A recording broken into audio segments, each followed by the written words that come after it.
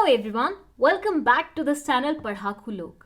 My name is CS Payal Popli and हम पढ़ रहे थे क्लास 12th का बिजनेस स्टडीज का NCERT बुक. इसमें हम 11 चैप्टर्स ऑलरेडी फिनिश कर चुके हैं और आज इस वीडियो से हम शुरुआत कर रहे हैं हमारे चैप्टर नंबर 12 के साथ, जो कि है कंज्यूमर प्रोटेक्शन. आई होप आप सभी ने प्रीवियस चैप्टर की वीडियोस देख ली होंगी, लेकिन अगर किसी भी स्टूडेंट की कोई भी वीडियो रहती है तो प्लेलिस्ट का लिंक लिखा हुआ है डिस्क्रिप्शन बॉक्स में, जाके देख लीजिए. 12th क्लास का बिजनेस स्टडीज का पूरा सिलेबस मैंने इस चैनल पे पढ़ाया है, सो कोशिश करिएगा कोई भी वीडियो स्किप ना हो. चलिए सबसे पहले तो ये जान लेते हैं कि ऐसा कंज्यूमर्स के साथ हो क्या रहा था जो उनको प्रोटेक्ट करने की रिक्वायरमेंट अराइज हुई. मतलब बेसिकली इस चैप्टर के इंट्रोडक्शन को देख लेते हैं. अब मैं आपसे पूछूंगी 3 सवाल और आपको देने हैं इसके जवाब. पहला क्वेश्चन ये है कि क्या आपने कभी भी अपनी मॉम को ये बोलते हुए सुना है कि आज फिर दूध वाले ने दूध में पानी मिला दिया? बताइए.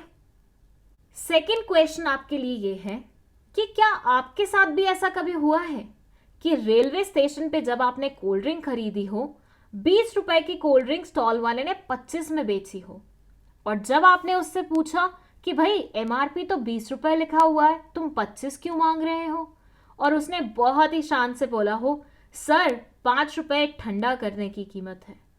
हुआ है कभी ऐसा? चलिए तीसरे क्वेश्चन पे आते हैं.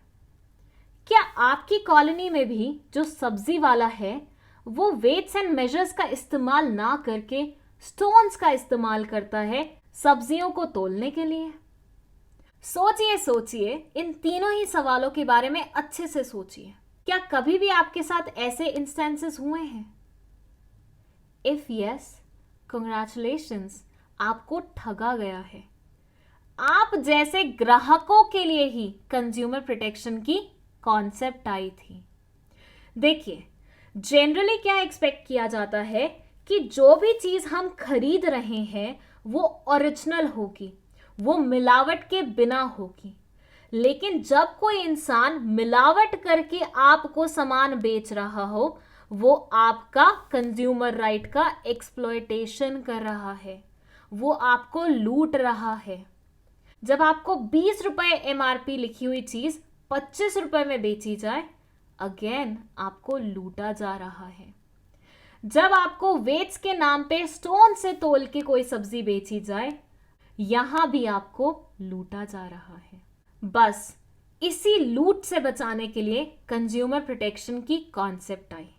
कंज्यूमर प्रोटेक्शन की कॉन्सेप्ट बोलती है कि जब आप दूध के पैसे पे कर रहे हो तो दूध ही आपको मिलना चाहिए. जब किसी चीज की कीमत 20 रुपए हो तो आपको 20 ही पे करने को मिले. जब कोई सब्जी आप खरीदे तो उसे प्रॉपर वेट्स एंड मेजर्स के साथ मेजर करके आपको बेचा जाए, और ऐसी बहुत सारी चीजें. तो आई होप आपको कंज्यूमर प्रोटेक्शन की हल्की फुल्की कॉन्सेप्ट तो समझ में आ गई होगी. नाउ लेट्स सी कि ऐसे कौन कौन से तरीके थे जिनसे कंज्यूमर को लूटा जाता था. एक था फॉल्स वेट्स, मतलब जैसे स्टोन्स वगैरह इस्तेमाल कर लिए, पत्थर वगैरह इस्तेमाल कर लिए, या फिर वो जो हल्के वाले वेट्स आते हैं ना, जो अंदर से खोखले होते हैं, वैसे वाले वेट्स इस्तेमाल कर लिए. इस तरीके से आपको लूटा जाता था. आर्टिफिशियल स्कैरसिटी बना दी, मतलब वो चीज थी मार्केट में अवेलेबल लेकिन छुपा के रख ली ताकि आपको कम सप्लाई दिखे, और कम सप्लाई दिखेगी तो प्राइसेस तो क्या करेंगे, राइज करेंगे ना, अगर डिमांड ज्यादा होगी उस चीज की. बेसिक इकोनॉमिक्स का लॉजिक है. तो ये चीज की जाती थी. आपको डुप्लीकेट गुड्स चिपका दिए जाते थे ओरिजिनल के नाम पे. झूठी मूठी एड्स बना दी जाती थी, लाइक 7 दिन में आपको गोरा कर दिया जाएगा, 3 दिन में आप पतले हो जाएंगे. मिलावट की जाती थी सामान में. रूड बिहेवियर, मतलब जब आप जाते थे अपनी शिकायत लेके सामने वाले के पास कि भैया देखो आपने कितनी गंदी चीज हमें बेच दी, तो वो सामने से बोलता था चलो निकले मेरी शॉप से, दोबारा कभी एंट्री मत लेना इस शॉप के अंदर. इन सारी चीजों से बचाने के लिए ही कंज्यूमर प्रोटेक्शन एग्जिस्टेंस में आया था. इन सब पॉइंट्स के अलावा आपकी बुक में और बहुत सारे पॉइंट्स थे, तो आइए उनके बारे में बात कर लेते हैं एग्जाम्पल्स के साथ, सो दैट आपके पास पेपर में ना लिखने लायक बहुत सारा कंटेंट हो. ठीक है. और कंज्यूमर प्रोटेक्शन के किसी भी टॉपिक में, किसी भी क्वेश्चन में आप ये सारे पॉइंट्स चिपका सकते हो बिना सोचे समझे, ठीक है। फर्स्ट पॉइंट है sale of adulterated goods. Adulterated goods का मतलब होता है मिलावटी सामान। अब इसका क्या मतलब हुआ, देखिए फॉर एग्जाम्पल आप किसी शॉप पे गए 1 किलो बासमती चावल खरीदने के लिए। बासमती चावल की फॉर से कीमत होती है 500 रुपए, ठीक है। 1 किलो राइस की कीमत होगी 500 रुपए, ये हम अज्यूम कर लेते हैं। सामने वाले ने क्या किया, 750 ग्राम्स आपको बासमती चावल दिए और 250 ग्राम्स उसमें मिला दिया प्लास्टिक के कंकड़। रिसेंटली बहुत बार आपने न्यूज में भी सुना होगा कि चावल में प्लास्टिक मिलाया जा रहा है। तो यहां क्या हो रहा है, यहां आपने पे किया 1 किलो के हिसाब से 500 रुपए, लेकिन आपको गुड्स कितने मिले, सिर्फ 750 ग्राम्स, क्योंकि 250 ग्राम्स तो बेकार चीज थी, वो तो आपके किसी काम की नहीं थी। तो इस तरीके से आपको ठगा जा रहा था।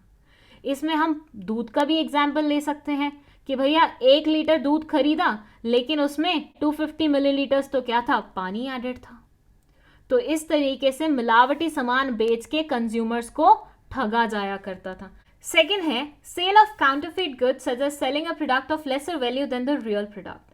अब यहाँ पे अगेन बासमती चावल का ही एग्जाम्पल ले लेते हैं। 500 रुपए के 1 किलो बासमती चावल खरीदने के लिए आप गए, लेकिन वो जो छोटे वाले चावल नहीं आते जो कि खिचड़ी में डाले जाते हैं, आपको वो चावल चिपका दिए गए और आपको अंदाजा भी नहीं था कि बासमती दिखता कैसे है, तो आप भी बड़े अच्छे से उठा के घर पे ले आए, फिर घर आके मम्मी की मार खा ली अपने।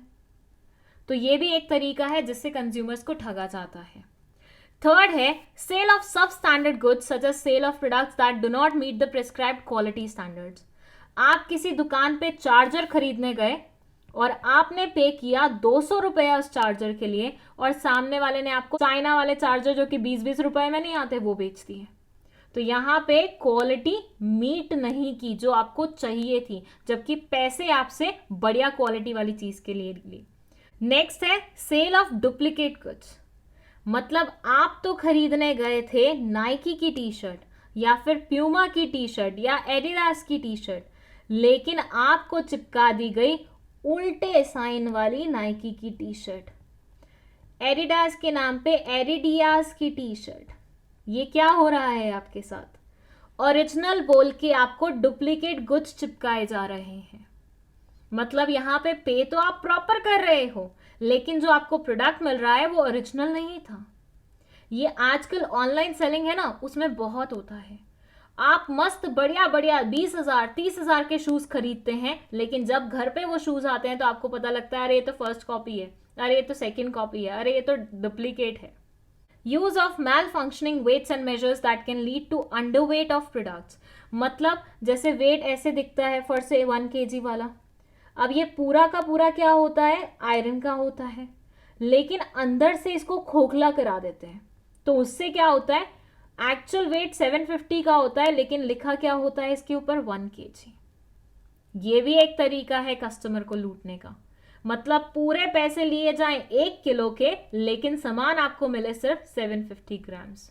नेक्स्ट है black marketing and hoarding. Hoarding का मतलब क्या होता है, बहुत सारा सामान बल्क में खरीद के अपने पास रख लेना छुपा के। अब आप सोचेंगे ऐसा क्यों करते हैं दुकानदार, तो देखिए यहाँ पे बेसिक सी इकोनॉमिक्स की कॉन्सेप्ट लगेगी।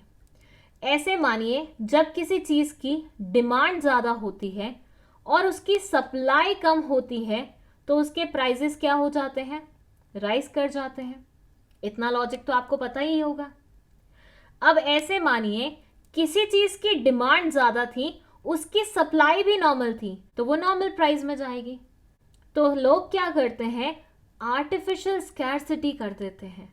वो दिखाते हैं कि इस चीज की तो सप्लाई ही नहीं है इतनी मार्केट में, जिससे क्या हो, प्राइसेस राइज हो जाए। समझ में आया कॉन्सेप्ट? मतलब डिमांड थी उस पर्टिकुलर प्रोडक्ट की, सप्लाई भी ठीक थी, तो प्राइसेस आपको नॉर्मल मिल रहे थे। अब आपको प्राइसेस बढ़ाने थे तो उसके लिए आपको क्या करना पड़ता, सप्लाई कम करनी पड़ती।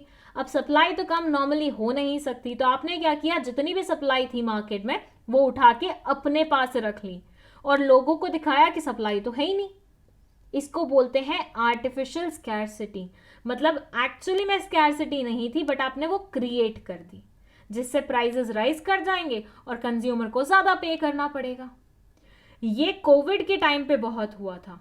जिन भी दुकानदारों के पास मास्क वगैरह थे उन्होंने ऐसा दिखाया कि पीछे से मास्क आ ही नहीं रहे हैं, देखो 2 ही मास्क पड़े हुए हैं मेरे पास, तो अब जिसको जरूरत है वो तो लेगा 2, चाहे उसको उसके लिए 100 रुपए क्यों ना पे करने पड़े, और चीज थी 2 रुपए की। तो यहां पे कोविड के मास्क का एग्जाम्पल चिपका सकते हैं आप। नेक्स्ट है आपका over charging a product above its maximum retail price. अभी मैंने बात करी थी एमआरपी के बारे में जब मैंने कोल्ड ड्रिंक वाला एग्जाम्पल दिया था। एमआरपी क्या होती है?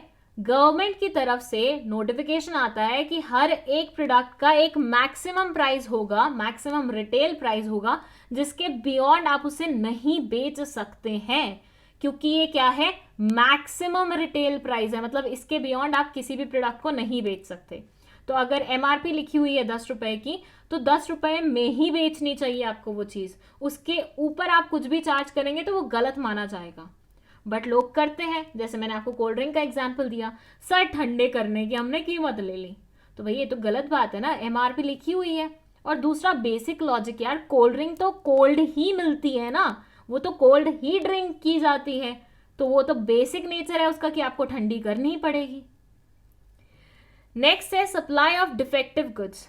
अब भाई परसों ही मेरे साथ ऐसा हुआ कि मैं सॉक्स खरीदने गई और वहां पे स्किन कलर की एक ही सॉक्स पड़ी हुई थी और मेरे को चाहिए वही कलर की थी। मैंने मस्त उठा ली, दुकानदार ने भी बेच दी।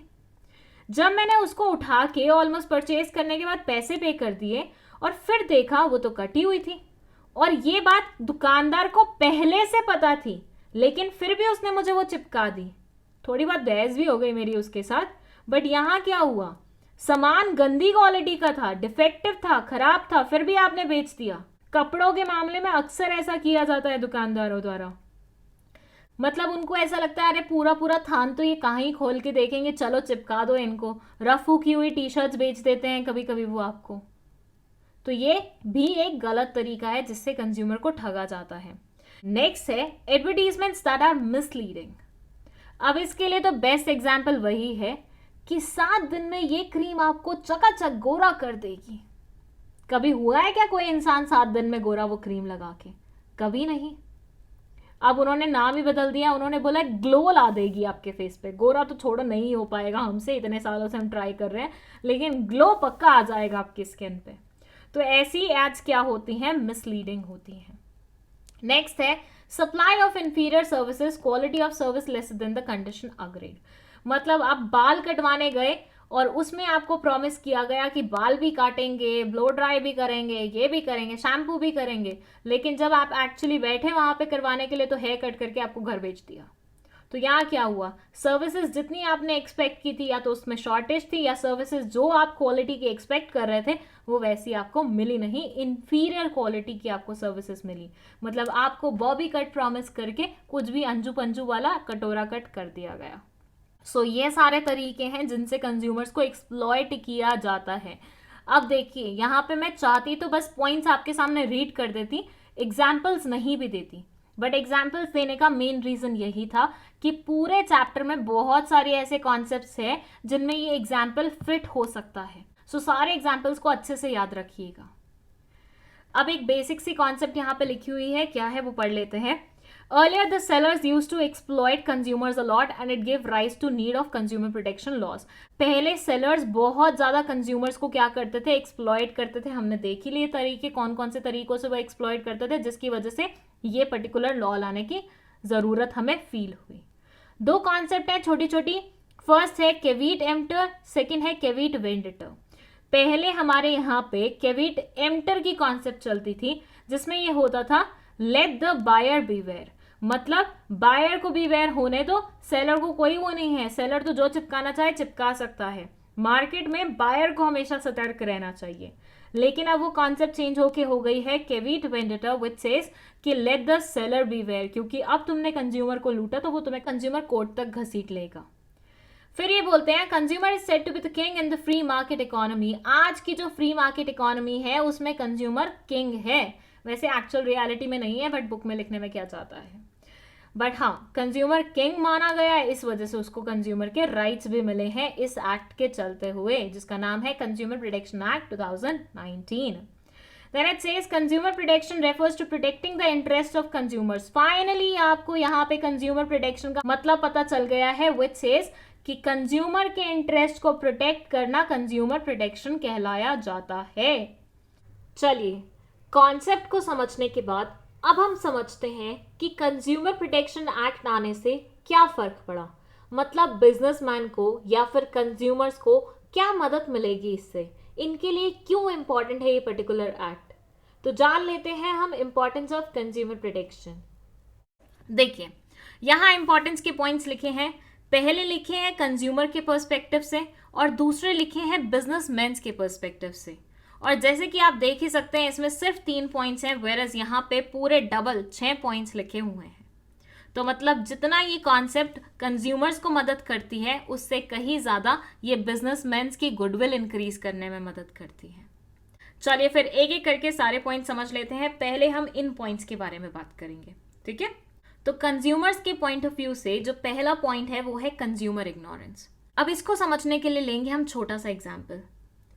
ऐसे इमेजिन करिए कि आप हैं और आप गए अपनी बगल वाली ग्रोसरी शॉप पे. वहां आपने एक वेफर का पैकेट उठाया और जैसे कि आपको पता ही होगा किसी भी चीज़ की पैकेजिंग हो उसके ऊपर उसकी सारी इंपॉर्टेंट जानकारी लाइक MRP या फिर एक्सपायरी डेट क्या है, इंग्रेडिएंट्स क्या है, ये सारी चीज़ें मेंशन्ड होती हैं और इसके ऊपर भी 20 रुपए लिखे हुए थे. लेकिन आपको आलस ने कुछ इस तरह से जकड़ा था कि आपने पैकेट पलट के MRP खुद देखने की बजाय डायरेक्टली शॉपकीपर से पूछा कि भैया कितने हुए. वो भी समझ गया कि ये इंसान तो बहुत ज़्यादा आलसी है, ये नहीं खुद देखने वाला कोई भी इंफॉर्मेशन.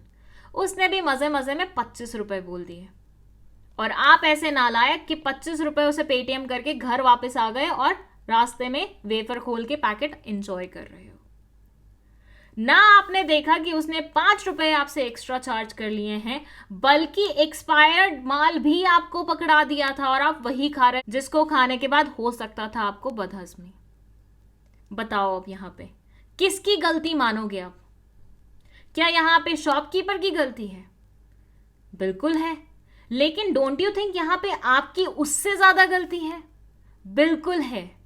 तो कंज्यूमर इग्नोरेंस वही पॉइंट है जिसमें ये बोलते हैं कि हमारे यहाँ पे लोग इतने इग्नोरेंट हो गए हैं, इतने चीजों से बेखौफ हो गए हैं कि उनको फर्क ही नहीं पड़ता. तुम जो बोल रहे हो हम सुन लेंगे, हम वही कर लेंगे, वैसा कर लेंगे. कभी एक्सपायरी चेक नहीं करेंगे किसी पैकेट को पलट के, कभी MRP चेक नहीं करेंगे. जो सामने वाले ने मांगा उठा के पे कर देते हैं, थिंकिंग भैया इसको तो पता ही होगा, ये तो क्या ही लूटेगा हमें. ऐसे बहुत सारे इंस्टेंसेस न्यूज़पेपर्स में अक्सर कवर होते हैं जहां लिखा होता है डिपार्टमेंटल स्टोर में कोई शॉपिंग कर रहा था, बिल में अलग अमाउंट आया लेकिन स्टोर में अलग अमाउंट लिखा हुआ था. लोगों को पता ही नहीं है, वो ठगे जा चुके थे. सो कंज्यूमर इग्नोरेंस एक बहुत बड़ा इंपॉर्टेंट पॉइंट है जिसके कारण ऐसा लगता है कि भाई ज़रूरत है कंज्यूमर प्रोटेक्शन एक्ट लाने की और ज़रूरत है लोगों को जागरूक करने की. सेकेंड है अनऑर्गेनाइज कंज्यूमर. अब ये क्या बोलता है?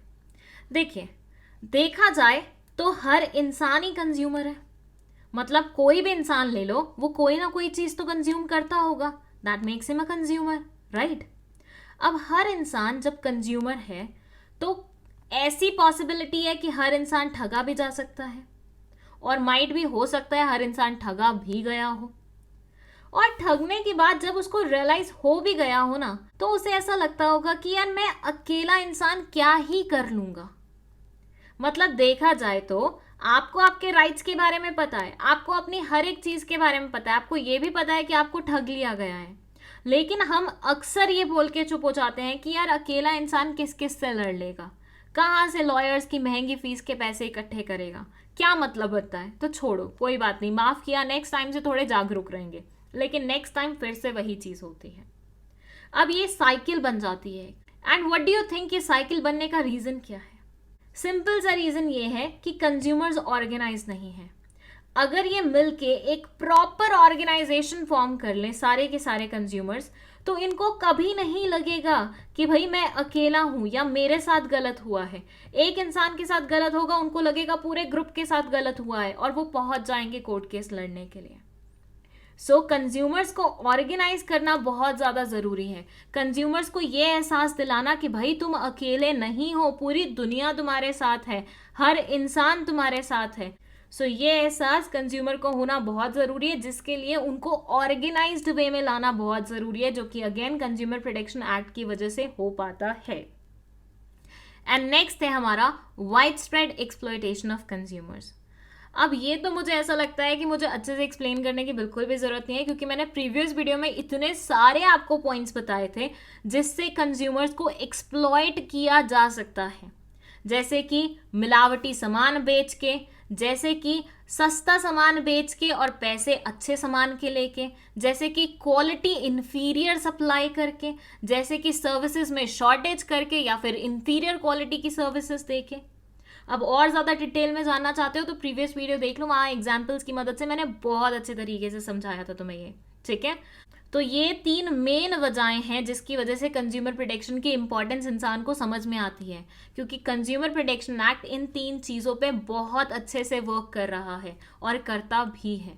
चलिए अब एक एक लाइन में देख लेते हैं कि आपकी बुक में इन पॉइंट्स के बारे में क्या लिखा हुआ है। कंज्यूमर इग्नोरेंस में ये बोलते हैं, in the light of widespread ignorance of consumers about their rights and reliefs available to them, it becomes necessary to educate them about the same so as to achieve consumer awareness. Consumer इतना ज़्यादा ignorant हो चुका है कि उनको पढ़ाने की ज़रूरत है, उनको जागरूक करने की ज़रूरत है, उनको अवेयर बनाने की ज़रूरत है कि भैया जागो, उठो, खुद सोचो, जागो ग्राहक जागो के नारे क्यों लगाए जाते हैं, क्योंकि उनको लगता है कि ये इंसान, ये ग्राहक तो आंखें खोल के सो रहा है, तो इसको जगाने की बहुत ज़्यादा ज़रूरत है। नेक्स्ट है अनऑर्गेनाइज कंज्यूमर्स। ये बोलते हैं consumers need to be organise in the form of consumer organisation which would take care of their interest. Though in India we do have consumer organisation which are working in this direction, adequate protection is required to be given to the consumers till these organisation become powerful enough to protect and promote the interest of consumers. Consumers को बहुत ज़्यादा ज़रूरी है groups form करने की, क्योंकि एक से भले दो, दो से भले चार बोला जाता है ना। एक सिंगल इंसान को तोड़ना बहुत ईजी है, लेकिन एक ग्रुप की यूनिटी तोड़ना बहुत मुश्किल होता है। तो यूनिटी फॉर्म करने के लिए ग्रुप फॉर्म करना ज़रूरी है। ये बोलते हैं दो इंडिया में हैं बहुत सारे कंज्यूमर ऑर्गेनाइजेशंस, लेकिन वो अभी इतने पावरफुल नहीं बने हैं कि वो इकट्ठे मिलके सारे कंज्यूमर्स के इंटरेस्ट को प्रोटेक्ट कर सकें। इसलिए और ज़्यादा इस पर्टिकुलर चीज़ में हमें वर्क करने की, इंडल्ज होने की ज़रूरत है। नेक्स्ट है wide spread exploitation of consumers. ये पॉइंट तो आप खुद ही पढ़ लीजिए, ये मैं बहुत अच्छे से समझा चुकी हूँ ऑलरेडी।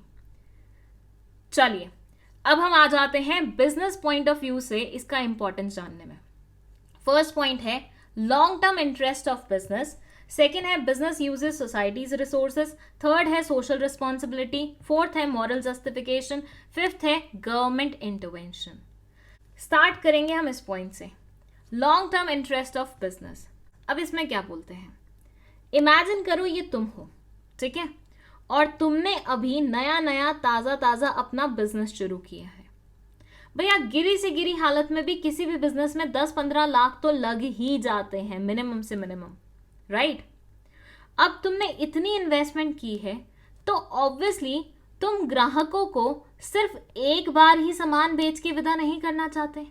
तुम चाहते हो ये ग्राहक तुम्हारे पास वापस आए, अगली बार ये खुद अकेला नहीं अपने 4 रिश्तेदारों को भी साथ लेके आए, घर जाके 25 लोगों से तुम्हारे प्रोडक्ट की तारीफ करे। यही चाहोगे ना, ये नहीं चाहोगे ना कि एक बार पहली बार ये तुम्हारे यहाँ पे कदम रखा है और घर जाके इसने 50 लोगों को तुम्हारी बुराइयां की है, खुद भी कभी रिटर्न होके नहीं आया। ऐसा नहीं चाहोगे ना ऑब्वियसली। सो हर बिजनेस फर्म चाहती है कि उनके ग्राहक वापस आए उनके पास, रिपीट सेल्स लें उनसे, and at the same time 4 लोगों के सामने उनके प्रोडक्ट की तारीफ करके उन्हें भी उनके कंज्यूमर्स में कन्वर्ट करें। तो इसके लिए बहुत ज़्यादा ज़रूरी होता है आप अपने ग्राहक को खुश रखें, आप अपने ग्राहक को ठगे नहीं। यहीं अगर आपने एक ग्राहक को बेच दिया होता ऐसा कपड़ा जिसको घर जाके उसने बस पहना था और एक बार धोया और उसका पूरा कलर फेड हो गया, क्या वो दोबारा तुम्हारी दुकान पे आएगा? कतई नहीं आएगा। सो इसलिए बहुत ज़्यादा ज़रूरी होता है किसी भी बिजनेस फर्म को लंबा चलने के लिए अपने कंज्यूमर्स को खुश रखना, अपने कंज्यूमर्स को ना ठगना, अपने कंज्यूमर्स के राइट्स को प्रोटेक्टेड रखना। Enlightened businesses realize that it is in their long-term interest to satisfy their consumers. जो बुद्धिमानी बिजनेसमैन होते हैं ना, उनको पहले से ही पता होता है कि भैया उनके बिजनेस के लिए अच्छा है कंज्यूमर्स को सेटिस्फाइड रखना. Satisfied consumers not only lead to repeat sales but also provide good feedback to prospective customers.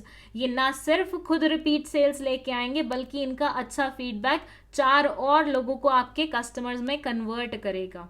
इसलिए लॉन्ग टर्म प्रॉफिट मैक्सिमाइजेशन के लिए ज़रूरी है अपने कंज्यूमर्स को खुश रखना, राजी रखना.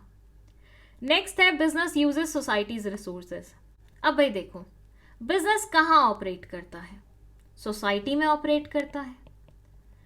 इसको जो मेन एंड मटेरियल की ज़रूरत होती है वो भी इसे कहाँ से मिलती है? सोसाइटी से ही मिलती है. लोगों को काम करने के लिए यहीं से पिक करता है. अगेन रिसोर्सेज के लिए भी वो कहाँ? सोसाइटी के ऊपर ही डिपेंडेंट होता है. तो भाई जब आप इतनी सारी चीज़ों के लिए डिपेंडेंट हैं सोसाइटी पे, तो क्या आपका ज़रा सा भी फर्ज नहीं बनता कि आप इस सोसाइटी को ठगे नहीं, इनके साथ धोखा ना करें? वो बोलते हैं ना, एक हाथ लेना दूसरे हाथ देना.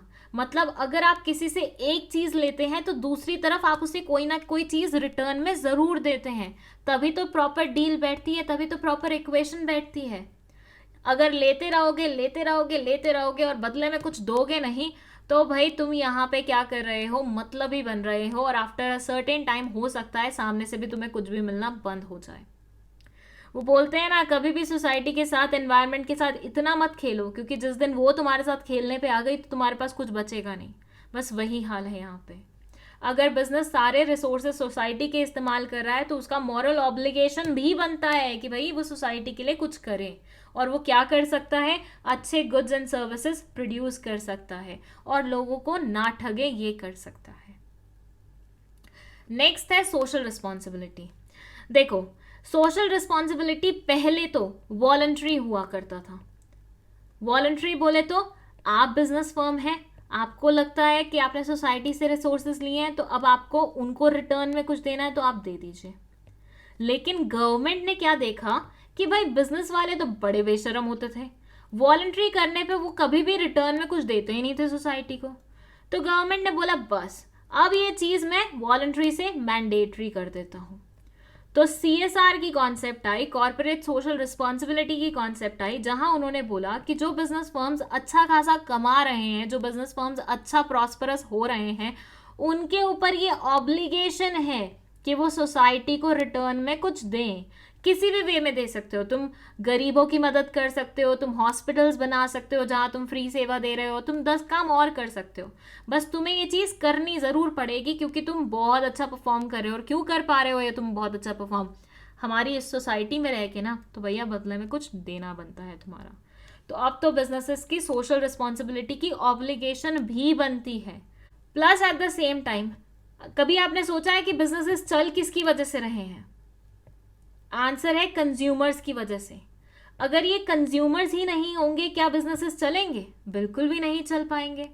तो अगर कंज्यूमर को तुम खुश ही नहीं रखोगे तो वो तुम्हारे पास वापस क्यों आएगा? वो तुम्हारे साथ रहना क्यों चाहेगा? वो तुम्हारे प्रोडक्ट खरीदना क्यों चाहेगा? वो तुम्हारा कंज्यूमर बना रहना क्यों चाहेगा? बिल्कुल भी नहीं चाहेगा ना. और कंज्यूमर ही नहीं बना रहना चाहेगा तो तुम क्या बिजनेसमैन बन के कर लोगे? सो इसलिए ज़रूरी होता है बिजनेस फर्म्स के लिए ये अपनी रिस्पॉन्सिबिलिटी पहचानना. नेक्स्ट है मॉरल जस्टिफिकेशन. अब इससे याद आया मुझे, बचपन में एक सब्जेक्ट हुआ करता था मॉरल साइंस करके. अब आई डोंट नो तुम्हारे टाइम था कि नहीं था, मेरे टाइम तो था. उसमें अक्सर हमें स्टोरीज पढ़ाई जाती थी. उन स्टोरीज से हमें हमेशा एक मैसेज मिलता था कि अगर तुम कुछ अच्छा करते हो तो तुम्हारे साथ अच्छा होगा, अगर तुम कुछ बुरा करते हो तो तुम्हारे साथ बुरा होगा. ये चीज़ अच्छे में काउंट होती है, ये चीज़ बुरे में काउंट होती है, ये चीज़ करनी चाहिए, ये चीज़ नहीं करनी चाहिए. अगर तुमने ये सब्जेक्ट नहीं भी पढ़ा तो भी आई गेस तुम्हें इतना तो पता होगा ही ना कि क्या चीज़ सही है, क्या चीज़ गलत है. क्या किसी को ठगना, क्या किसी का बुरा करना अच्छी चीज़ होती है? नहीं होती. तो ये बोलते हैं बिजनेस फर्म्स की भी मॉरल जस्टिफिकेशंस होती हैं. उनको भी ऊपर जाके ऊपर वाले को जवाब देना पड़ेगा कि भाई देखो मैं इतने पाप करके आया हूँ, मैंने इतने लोगों को ठगा था, अब देख लो मुझे हेवन में भेजना है या हेल में भेजना है. तो वो चीज़ है थोड़ी सी. सो यहाँ ये बोलते हैं, it is the moral duty of any business to take care of customers interest and avoid any form of exploitation. ये मॉरल ऑब्लिगेशन बनता है बिजनेस फर्म्स का कि वो इंटरेस्ट को मेंटेन रखे कंज्यूमर्स के और उन्हें एक्सप्लॉयट नहीं करें। नेक्स्ट और लास्ट है गवर्नमेंट इंटरवेंशन। भाई देखो, जब तुम ऊपर वाले से नहीं डरते हो तो तुम्हें डराने आता है नीचे वाला। ऊपर वाला बोले तो गॉड, नीचे वाला बोले तो गवर्नमेंट। ये बोलते हैं कि जब तुम बुरा करते रहोगे करते रहोगे करते रहोगे तो क्या तुम गवर्नमेंट की नज़र में नहीं आओगे? कभी ना कभी वो पहचान नहीं पाएगा कि भैया ये देखो, ये थोड़ी टेढ़ी खीर है, इसको काबू में लाना है। ऑब्वियसली पहचान जाएगा ना। और एक बार गवर्नमेंट पहचान जाए कि हाँ भाई तुम कुछ घोटाला कर रहे हो, उसके बाद गवर्नमेंट तुम्हें नहीं छोड़ता। उसके बाद तो आए दिन तुम्हारे यहाँ पे इंक्वायरी, रेड, कुछ ना कुछ पड़ता रहेगा। क्या अच्छा होगा ये तुम्हारे साथ? क्या सही होगा तुम्हारे साथ? बिल्कुल भी नहीं। चलो तुम्हें यहाँ पे एक एग्जाम्पल देती हूँ। मैं रहती हूँ भोपाल में, ठीक है, और मेरे घर के पास ना एक स्वीट शॉप थी। इतनी फेमस हुआ करती थी, ऑब्वियसली अब मैं यहाँ पे नाम नहीं लूंगी, डिफेमेशन के चार्जेस न लग जाए मेरे ऊपर, बट ये स्वीट शॉप इतना चलती थी, किसी भी फेस्टिवल में ना ये अपने ना दुकान के बाहर तक आ जाते थे। पूरा एरिया पे इन्होंने अपने स्टॉल्स रख देने होते थे, ऐसा होता था इनके साथ। और वो भी इतना धसाधस भरा रहता था। पता नहीं कितना रेवेन्यू कलेक्ट किया होगा इन्होंने। लेकिन इस शॉप के साथ ना एक प्रॉब्लम थी, इनमें ना आए दिन कंप्लेंट्स आती थी कि ये पुराना मावा इस्तेमाल करते हैं, ये अनहाइजेनिक तरीके से प्रोडक्ट को बनाते हैं। इनिशियली इन्होंने ना इन कंप्लेंट्स को सीरियसली नहीं लिया और ना ही इनकी दुकान पे कोई फ़र्क पड़ रहा था, क्योंकि हर फेस्टिवल पे इनकी दुकान पे खूब भीड़ रहती थी और लोगों को इनका टेस्ट भी पसंद था। अनटिल वन डे जब वो कंप्लेंट्स का घड़ा भर गया और गवर्नमेंट को रियलाइज़ हुआ कि नहीं यार, अब नहीं चलने दे सकते हम ऐसे। उन्होंने मारा छापा। ऐसा नहीं था पहले छापे नहीं पड़े थे, पहले भी बहुत सारी रेट्स पड़ी थी, बट किसी ना किसी का जेब भर जाता था तो फिर नहीं हो पाती थी चीज़ें आगे। लेकिन इस बार इनके पास शायद इतने पैसे थे नहीं जेब भरने की, या फिर जेब भरने वाले इंसान ने सोचा नहीं इस बार कुछ तूफानी करते हैं। उन्होंने इस शॉप को ही बंद कर दिया। इट्स बिन 2-3 ईयर्स नाउ कि इस शॉप को ऑपरेट करने का लाइसेंस दोबारा मिला ही नहीं है। सोचो तुमने जो रेवेन्यू कलेक्ट किया इतना इतना इतना इतना, आज तो भैया उसका कोई नामो निशान नहीं बचा। यहीं अगर तुम ढंग से काम करते, यहीं अगर तुम नहीं ठगने का काम करते, बढ़िया तरीके से कंज्यूमर के इंटरेस्ट को सोचते हुए काम करते, शायद तुम्हारी शॉप आज भी चल रही होती। हाँ माइट भी तुमने 2-4 रुपए कम प्रॉफिट कमा लिया होता, लेकिन फिर भी तुम्हारी शॉप तो एग्जिस्टेंस में रहती ना। तो गवर्नमेंट जब खुद इंटरवीन करने पे आती है तो बड़े बड़े के छक्के छुड़ा देती है। इसलिए गवर्नमेंट को कभी भी मौका ना दो तुम्हारे यहाँ पे आने का। कोशिश करो बाहर की बाहर ही चीज़ें सॉर्ट हो जाए, कंज्यूमर्स को खुश रखा जाए, बस वही बढ़िया बात। जब से ये चैप्टर स्टार्ट हुआ है तब से हमारी जुबान पे ये वर्ड कंज्यूमर कंज्यूमर रट गया है। लेकिन क्या आपको पता है कि इस कंज्यूमर का मतलब क्या होता है? इसमें कौन कौन से लोग आते हैं? यहाँ हम पढ़ेंगे कि कंज्यूमर प्रोटेक्शन एक्ट के अकॉर्डिंग कंज्यूमर की डेफिनेशन क्या बोलती है, कि इसमें कौन कौन से इंसानों को काउंट किया जा सकता है। तो आइए समझते हैं।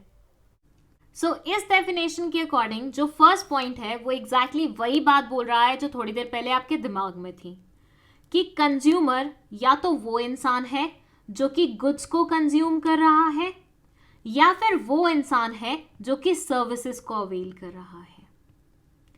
लेकिन इस डेफिनेशन में और भी बहुत कुछ लिखा हुआ है जो कि मैं आपको समझाऊंगी एक एग्जाम्पल की मदद से। इमेजिन करिए ये आप हैं और आप गए हैं एक शॉप पे लिपस्टिक खरीदने के लिए। आपने एक बढ़िया सी लिपस्टिक पसंद कर ली है और वो है पूरे 500 रुपए की। ठीक है, आप गए एक शॉप पे, आपने वहां पे एक बढ़िया सी लिपस्टिक पसंद करी जो कि 500 रुपीज की है। अब क्या ये लिपस्टिक लेके आप डायरेक्टली घर आ जाओगे क्या? ऑब्वियसली नहीं। आपको उस शॉपकीपर को जिसके यहां से आपने ये लिपस्टिक परचेज की है उसको पे भी करना पड़ेगा ना। बिना पेमेंट के तो वो आपको आने नहीं देगा, राइट? तो पेमेंट के टाइम पे हो सकती हैं कुछ सिचुएशंस। एक एक करके सारी सिचुएशंस को हम पढ़ेंगे, जिसमें पहली सिचुएशन ये है कि आपने जो लिपस्टिक खरीदी है उसके आपने डायरेक्टली 500 रुपए उस इंसान को पे कर दिए और लिपस्टिक घर लेके आ गए। सिंपल सी है। तो ये हो गई हमारी पेड वाली सिचुएशन। यहां दूसरी सिचुएशन ये हो सकती है कि वो जो शॉपकीपर था वो आपका जानकार था और आपके पास अभी 500 रुपए थे नहीं। तो आपने उसे क्या किया, आपने उसे प्रॉमिस किया कि अंकल 500 रुपए मैं आपको अगले हफ्ते दे दूंगा, अभी आप फिलहाल मुझे ये लिपस्टिक लेके जाने दीजिए। तो ये हो गई सिचुएशन प्रॉमिस वाली। तीसरी सिचुएशन ये हो सकती है जहां आपके पास 250 रुपीस थे लेकिन 250 और नहीं थे। तो यहां आपने क्या किया कि अंकल को 250 रुपए दे दिए, साथ ही साथ यहां आपने प्रॉमिस किया उसे कि अंकल 250 जो बाकी हैं वो मैं आपको अगले हफ्ते पे कर दूंगा। तो ये हो गई हमारी ये वाली सिचुएशन। या चौथी सिचुएशन ये हो सकती है कि आपने लिपस्टिक किसी ऐसे इंसान के लिए ली है जिसके बारे में आप घर पे नहीं बता सकते हो। तो आपने अंकल को ये बोला कि अंकल हर हफ्ते की पॉकेट मनी से मैं आपको 100 रुपए दे के जाता रहूंगा, फिलहाल आप मुझे ये लिपस्टिक ले जाने दीजिए। तो इस प्रकार से आप लिपस्टिक घर ले आए। ये हो गई आपकी लास्ट सिचुएशन। अब भाई ध्यान देना, ये सारी सिचुएशन तभी हो सकती है जब अंकल आपकी जानकारी वाले होंगे। ये नहीं है ऑल टुगेदर तुम किसी रैंडम शॉप पे जाओ और कुछ खरीदो और सामने वाले को बोलो कि मैं बाद में पे करता हूं। वो आपको ऐसे निकलने नहीं देगा क्योंकि वो आपको जानता नहीं है।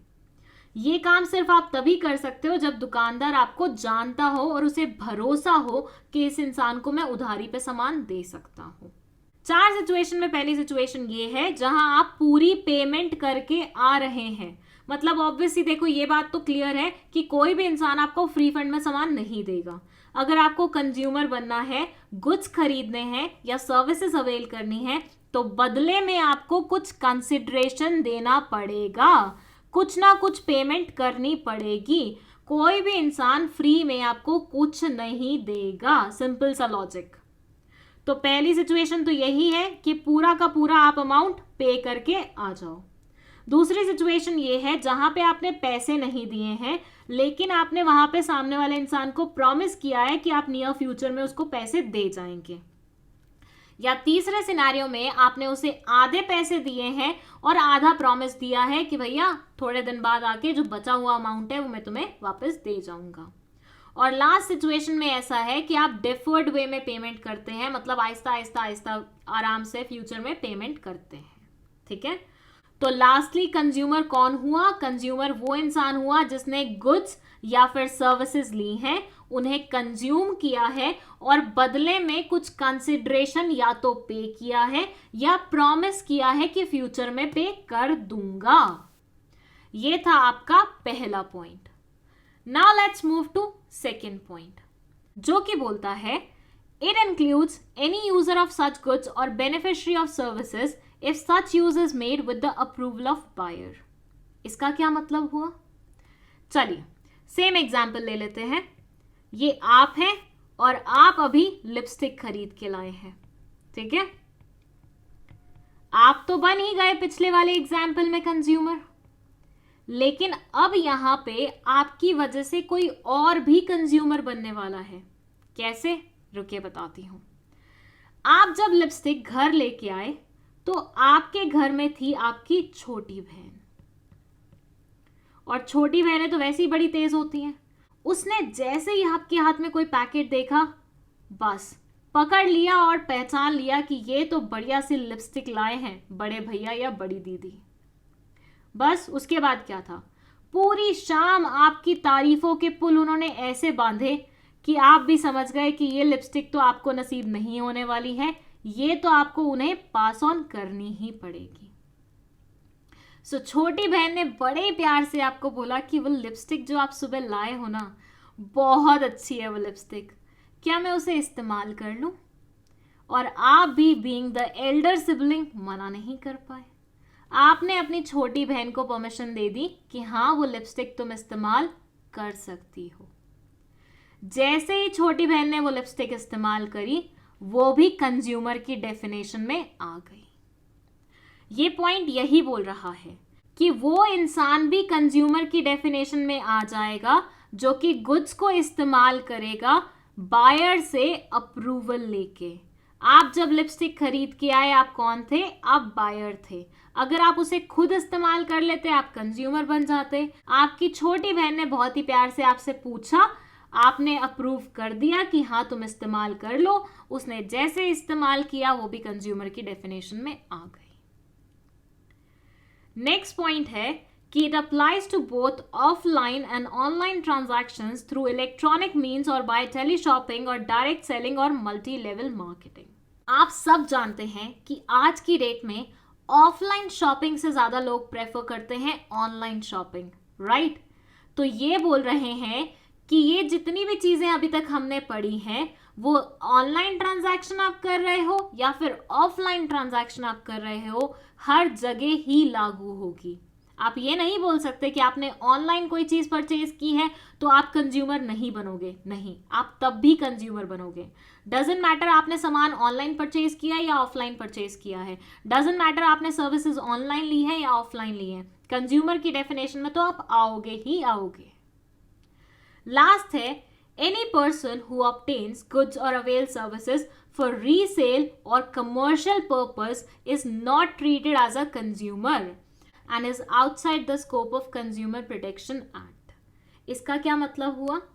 इसका मतलब ये हुआ कि अगर आपने लिपस्टिक खरीदी है बट आप उसे इस्तेमाल करने की इंटेंशन से नहीं लेके आए हैं, बल्कि आप उसे आगे बेचना चाहते हैं, तो आप यहाँ पे कंज्यूमर नहीं माने जाएंगे। कोई भी इंसान जब गुड्स खरीदता है उसे आगे बेचने के लिए या फिर किसी कमर्शियल पर्पस के लिए, वो इंसान कंज्यूमर की डेफिनेशन में इंक्लूड नहीं होता है। सो अभी तक हमने जितने पॉइंट्स पढ़े थे वो बता रहे थे कि आप कंज्यूमर कब बनते हैं, लेकिन ये पॉइंट बता रहा है कि कौन सी सिचुएशन में आपको कंज्यूमर नहीं माना जाएगा। देखिए, जैसे इंडिया में रहते हुए हर इंसान के पास कुछ फंडामेंटल राइट्स है ना, जो उन्हें कॉन्स्टिट्यूशन ने दिए हैं, बिल्कुल वैसे ही इंडिया में रहते हुए हर कंज्यूमर के पास कुछ कंज्यूमर राइट्स हैं जो उसे दिए हैं सीपीए या फिर कोपरा एक्ट ने, बोले तो कंज्यूमर प्रोटेक्शन एक्ट ने। तो अब हम उन्हीं सब कंज्यूमर राइट्स के बारे में पढ़ने वाले हैं। ये टॉपिक बहुत इंपॉर्टेंट है, तो इसे अच्छे से समझिएगा। यहां आप देख सकते हैं बीइंग कंज्यूमर्स आपको कौन कौन से राइट्स मिल रहे हैं।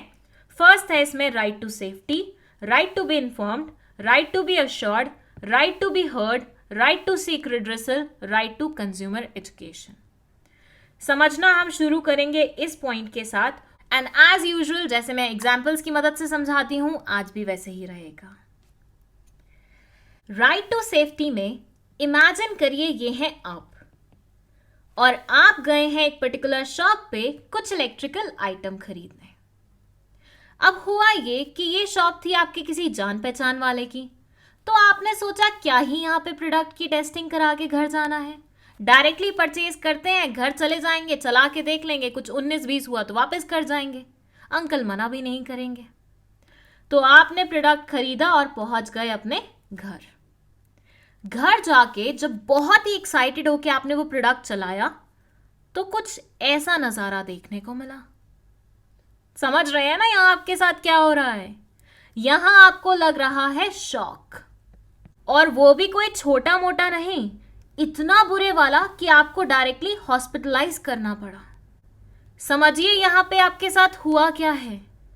आपने एक शॉप से कुछ इलेक्ट्रिकल आइटम खरीदा जिसको घर आके आपने चलाया और उसने आपको डायरेक्टली पहुंचा दिया कहाँ? हॉस्पिटल। मतलब वो प्रोडक्ट ऐसा था जिससे आपकी जान पे बात बनाई। मुबारक हो, यहां पे आपके कंज्यूमर राइट्स का एक्सप्लॉयटेशन हुआ है। और कौन से वाला consumer right? Right to safety. जैसे कि नाम से ही समझ में आता है, राइट टू सेफ्टी बोलता है कि हर एक कंज्यूमर के पास ये राइट है कि जब भी वो कोई प्रोडक्ट खरीद के आता है, जब भी वो कुछ गुड्स खरीदता है या कोई भी सर्विसेज अवेल करता है, ये मेक श्योर करना होता है बनाने वाले को एंड बेचने वाले को कि उस प्रोडक्ट से या उस सर्विस से उसकी लाइफ, हेल्थ या प्रॉपर्टी पे कोई भी नुकसान ना हो। मतलब आपको जब भी प्रोडक्ट बेचा जाए, बनाने वाले या बेचने वाले को मेक श्योर करना है कि वो प्रोडक्ट इस नेचर का नहीं होना चाहिए कि आपकी जान पे बात बनाए या आपकी हेल्थ पे बात बनाए या आपकी प्रॉपर्टी खराब हो जाए। मतलब अगर आग लग गई होती यहाँ पे, आपको शॉक नहीं लगा होता, तो वहां पे आपकी प्रॉपर्टी खराब हो रही होती ना, तो वो भी इसी राइट में इंक्लूडेड होती। साथ ही एक और अच्छी चीज ये बोलते हैं दैट जब भी आप कोई इलेक्ट्रिकल आइटम खरीद रहे होते हैं, हमेशा मेक श्योर करिए कि वो ISI मार्क्ड हो। ISI मार्क्ड होने का मतलब ये है कि वो वेरीफाइड है कि ये प्रोडक्ट कंज्यूमर्स के लिए सही है, सेफ है, इससे उनको कोई भी हार्म नहीं होगा। सो बेचने वाले को, बनाने वाले को हमेशा मेक श्योर करना होता है कि प्रोडक्ट्स ऐसे बने, प्रोडक्ट्स ऐसे बेचे जाएं जिससे कंज्यूमर को कोई भी हानि नहीं हो। राइट टू सेफ्टी बस इतनी सी बात करता है। चलिए इसी के साथ चलते हैं हमारे सेकेंड राइट पे, जो कि है राइट टू बी इन्फॉर्म्ड। यहां अगेन आप ही का एग्जाम्पल ले लेते हैं। अब शॉक लगवा दिया है तो कुछ चीजें और भी करवा दें। तो आपको इस इंस्टेंस में लगी है बहुत तेज भूख, मतलब आप हैं बहुत ज्यादा भूखे, हंग्री, और आपको है खाने की तलब। अब खाने की तलाश में आप एक पर्टिकुलर शॉप पे गए जहां आपको खाने की आइटम्स कुछ ऐसे देखने को मिल रही हैं। आपने फटाफट देखा और आपको ये वाली आइटम बहुत ही ज्यादा अच्छी लगी, आपने डायरेक्टली उठाई और खा ली। और 2 दिन बाद आपकी इतनी बुरी तबीयत खराब हुई कि अगेन आपको ले जाना पड़ा कहाँ? हॉस्पिटल। अब आप भी सोच रहे होंगे कहाँ मैम हमारे पीछे पड़ गए हो, आप बार बार हॉस्पिटल ले जा रहे हो। तो बेटा समझाने के लिए ज़रूरी है आपको हॉस्पिटल ले जाना। सो बेसिकली यहाँ क्या हुआ, आपने खाने का आइटम देखा, आपको जो पसंद आया शक्ल में, आपने उठाया और डायरेक्टली खा लिया। ये खाना कब बना है, कब तक सही रहेगा, इसकी MRP क्या है, इसके अंदर क्या क्या डला है, कुछ ऐसा तो नहीं डला जिससे आपको एलर्जी थी, ये सारी इंफॉर्मेशन तो आपने देखी ही नहीं। अब आप बोलेंगे मैम ये इंफॉर्मेशन लिखी भी कहाँ हुई है?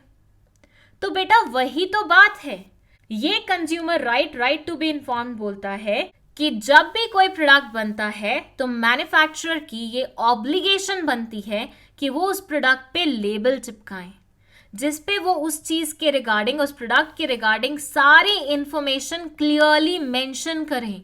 वो कब बना है, कब तक चलेगा, MRP क्या है, क्या क्या डला हुआ है, किसके लिए सेफ है, कैसे स्टोर करना है, कैसे धोना है, कैसे पीना है, हर एक चीज मेंशन्ड होनी चाहिए।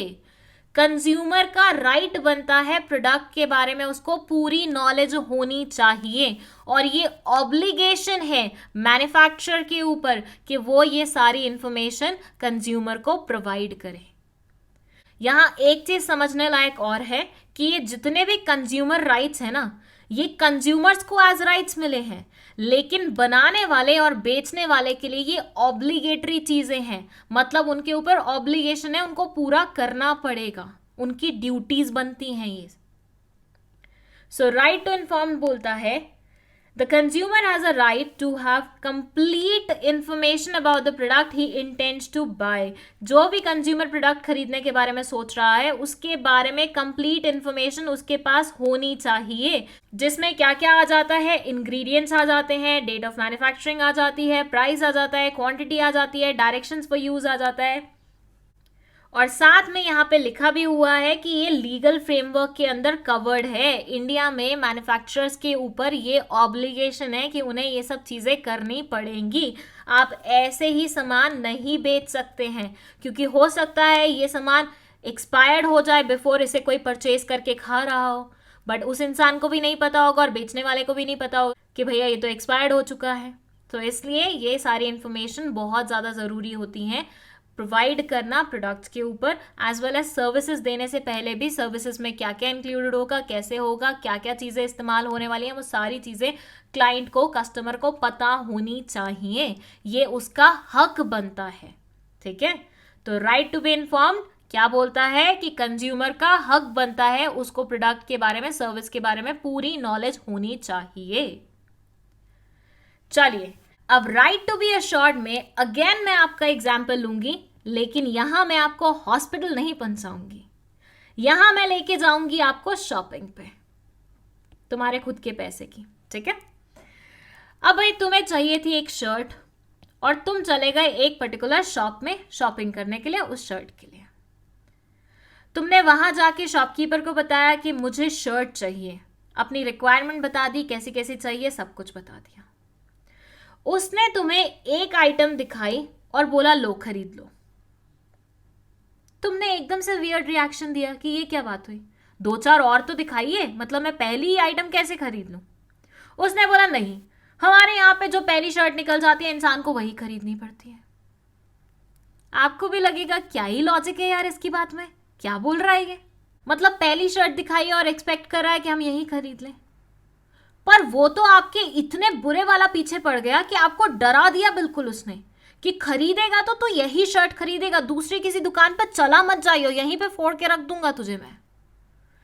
अब घबराहट में आके आपने वो शर्ट खरीद ली। क्या हुआ यहां आपके साथ, आपके consumer right to be assured का एक्सप्लॉयटेशन हुआ। राइट टू बी अश्योर्ड बोलता है कि जब भी आप शॉपिंग करने चाहते हैं, कोई भी प्रोडक्ट खरीदने जाते हैं, आपके पास पूरी फ्रीडम होनी चाहिए कि जितने ऑप्शन आप देखना चाहते हैं आप देख सकते हैं, और कोई भी इंसान आपको मजबूर नहीं कर सकता कि भाई तुम यही खरीदो, तुम्हें यही खरीदना पड़ेगा। तो कंज्यूमर्स के पास हमेशा एक राइट होता है कि कंपेटिटिव प्राइसेस पे उसको जितनी भी आइटम्स वैरायटी देखने को मिलती है वो देख सकता है। कोई भी शॉपकीपर, कोई भी मैन्युफैक्चरर, कोई भी बेचने वाला उसे फोर्स नहीं कर सकता कि तुझे यही आइटम खरीदनी पड़ेगी। अगर वो ऐसा करता है तो वो कंज्यूमर राइट्स का एक्सप्लॉयटेशन कर रहा है, एंड अगेन कंज्यूमर उसके अगेंस्ट कोर्ट में जा सकता है। ये राइट एक ऑब्लिगेशन है शॉपकीपर के लिए, सेल्समैन के लिए और मैन्युफैक्चरर के लिए कि जितनी वैरायटी हो पाए उतनी कंज्यूमर को दिखाइए ताकि वो अपनी मनपसंद चीज ले सके। ये ना हो कि उसे सेटल करना पड़े कुछ भी कम पे, जस्ट बिकॉज आपका मूड नहीं था, आपने उसको वैरायटी नहीं दिखाई। So right to be assured में सिर्फ इतना ही। आगे चलते हैं हम right to be heard. Again हम लेंगे किसका एग्जाम्पल, आपका एग्जाम्पल। इस वाले एग्जाम्पल में आपके साथ कुछ बुरा नहीं हो रहा, बल्कि कुछ अच्छा ही हो रहा है। इस वाले एग्जाम्पल में पड़ रही है बहुत तेज बारिश, और इंडिया में जब बारिश पड़ती है तो हम सबको पता है हमारे घर में क्या होता है। हमारे घर में पी जाती है चाय पकोड़ों के साथ। सो आपका भी मन हो गया ये कॉम्बिनेशन ट्राई करने का। आपने अपनी मॉम को बोला चाय बनाओ, मैं पकोड़े लेके आता, और पकोड़े लेने के लिए आप चले गए अपने पास वाले मार्केट में, और वहां किसी रैंडम स्टॉल से आपने खरीद लिए पकोड़े। जब आप ये पकोड़े खरीद के घर आए, आपने चाय के साथ पहला निवाला पकोड़ों का चखा। आपको समझ में आ गया कि ये पकोड़े तो हैं बासी, मतलब स्टेल, पुराने किसी दिन के पकोड़े थे, उस इंसान ने आपको ऐवे ही चला दिया। आपकी मॉम ने आपको खूब चिल्लाया कि देख के नहीं ला सकता था, क्या चीज उठा के ले आया, इतने पैसे बर्बाद कर दिए हैं। आपने बोला ऐसे तो नहीं जाने दूंगा उस स्टॉल वाले को मैं, ऐसे कैसे पागल बना दिया उसने मुझे। आप वो पकोड़ों का पैकेट उठा के वापस उस स्टॉल वाले के पास गए और आपने उसे बोला कि ये कैसे पकोड़े दिए हैं तूने मुझे, सारे खराब हैं, बासी हैं, मेरी मॉम ने मुझे डांट लगा दी तेरी वजह से। सामने से उसने बोला आपको, आप कौन हो भाई साहब, क्या मैं आपको जानता हूं, क्या कर रहे हो आप यहाँ पे, क्या बोल रहे हो मेरे को। कैसा लगेगा आपको यहाँ पे? बिल्कुल वैसा ही लगेगा जब राइट टू बी हर्ड आपका एक्सप्लॉइट होता है। राइट टू बी हर्ड बोलता है कि हर एक कंज्यूमर के पास ये राइट है कि अगर कभी उसके साथ कुछ बुरा हो जाता है, वो किसी प्रोडक्ट या सर्विस से डिससैटिस्फाइड होता है, तो उसको कंप्लेंट फाइल करने की पूरी पूरी इजाजत है और कोई उसे मना नहीं कर सकता है।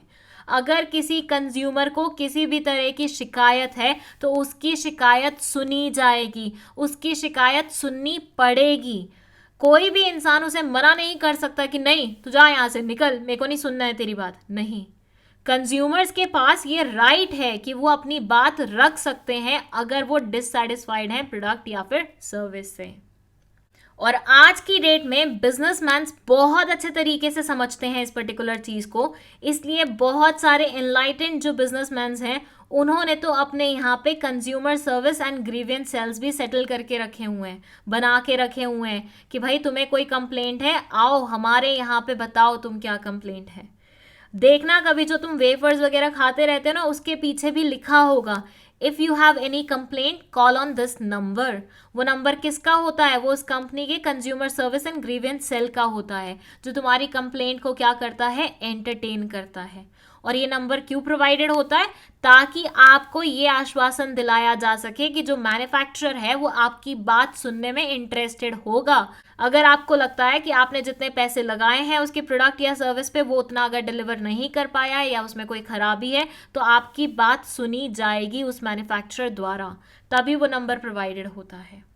और बहुत सारी कंज्यूमर ऑर्गेनाइजेशंस भी इस डायरेक्शन में काम कर रही हैं, वो भी मदद करती हैं कि आवाज़ जो कंज्यूमर्स की है वो पहुंचे जहां तक पहुंचनी चाहिए। सो राइट टू बी हर्ड में आपको मौका मिलता है अपनी डिससैटिस्फैक्शन सामने वाले को बताने का, उसको जताने का कि भैया तेरा प्रोडक्ट या तेरी सर्विस मुझे पसंद नहीं आई है। राइट टू सीक रिड्रेसल में वही वाला एग्जाम्पल याद करिए जो राइट टू सेफ्टी में हमने इस्तेमाल किया था। आप एक इलेक्ट्रिकल आइटम खरीद के आए थे जिसकी वजह से आपको शॉक लग गया था और आपको हॉस्पिटल जाना पड़ा था। अब जब आप हॉस्पिटल से वापस आए तो आप वापस से उस शॉपकीपर के पास गए और आपने उससे बोला यार तूने एक कैसा प्रोडक्ट मुझे दे दिया था, उससे तो मुझे करंट लग गया, मैं हॉस्पिटल में रह के आया हूं। शॉपकीपर ने ऐसा मुंह बनाया जैसे वो आपको जानता ही ना हो। उसने बोला भाई साहब मैं तो आपको जानता ही नहीं हूं, आप कहाँ से प्रोडक्ट खरीद के गए थे? मेरे यहाँ से तो कुछ नहीं लेके गए थे, यहीं आसपास से कुछ ले गए होगे सस्ता माल, और अब आप मेरा नाम खराब कर रहे हो। आपको तो बहुत तेज गुस्सा आया यहाँ पे कि यार ये क्या बात हुई। एक तो मैं जान पहचान की वजह से तेरे यहाँ से बिना टेस्टिंग के प्रोडक्ट लेके गया, मुझे शौक भी लग गया, मैं आके आराम से प्यार से तुझसे बात कर रहा हूं, तू ऐसे बिहेव कर रहा है मेरे साथ। अब सोच के देखिए ऐसे इंस्टेंस में आप क्या करेंगे, क्योंकि शॉपकीपर तो आपकी बात सुनने में इंटरेस्टेड ही नहीं है। आप जाके किसको अपनी बात सुनाओगे?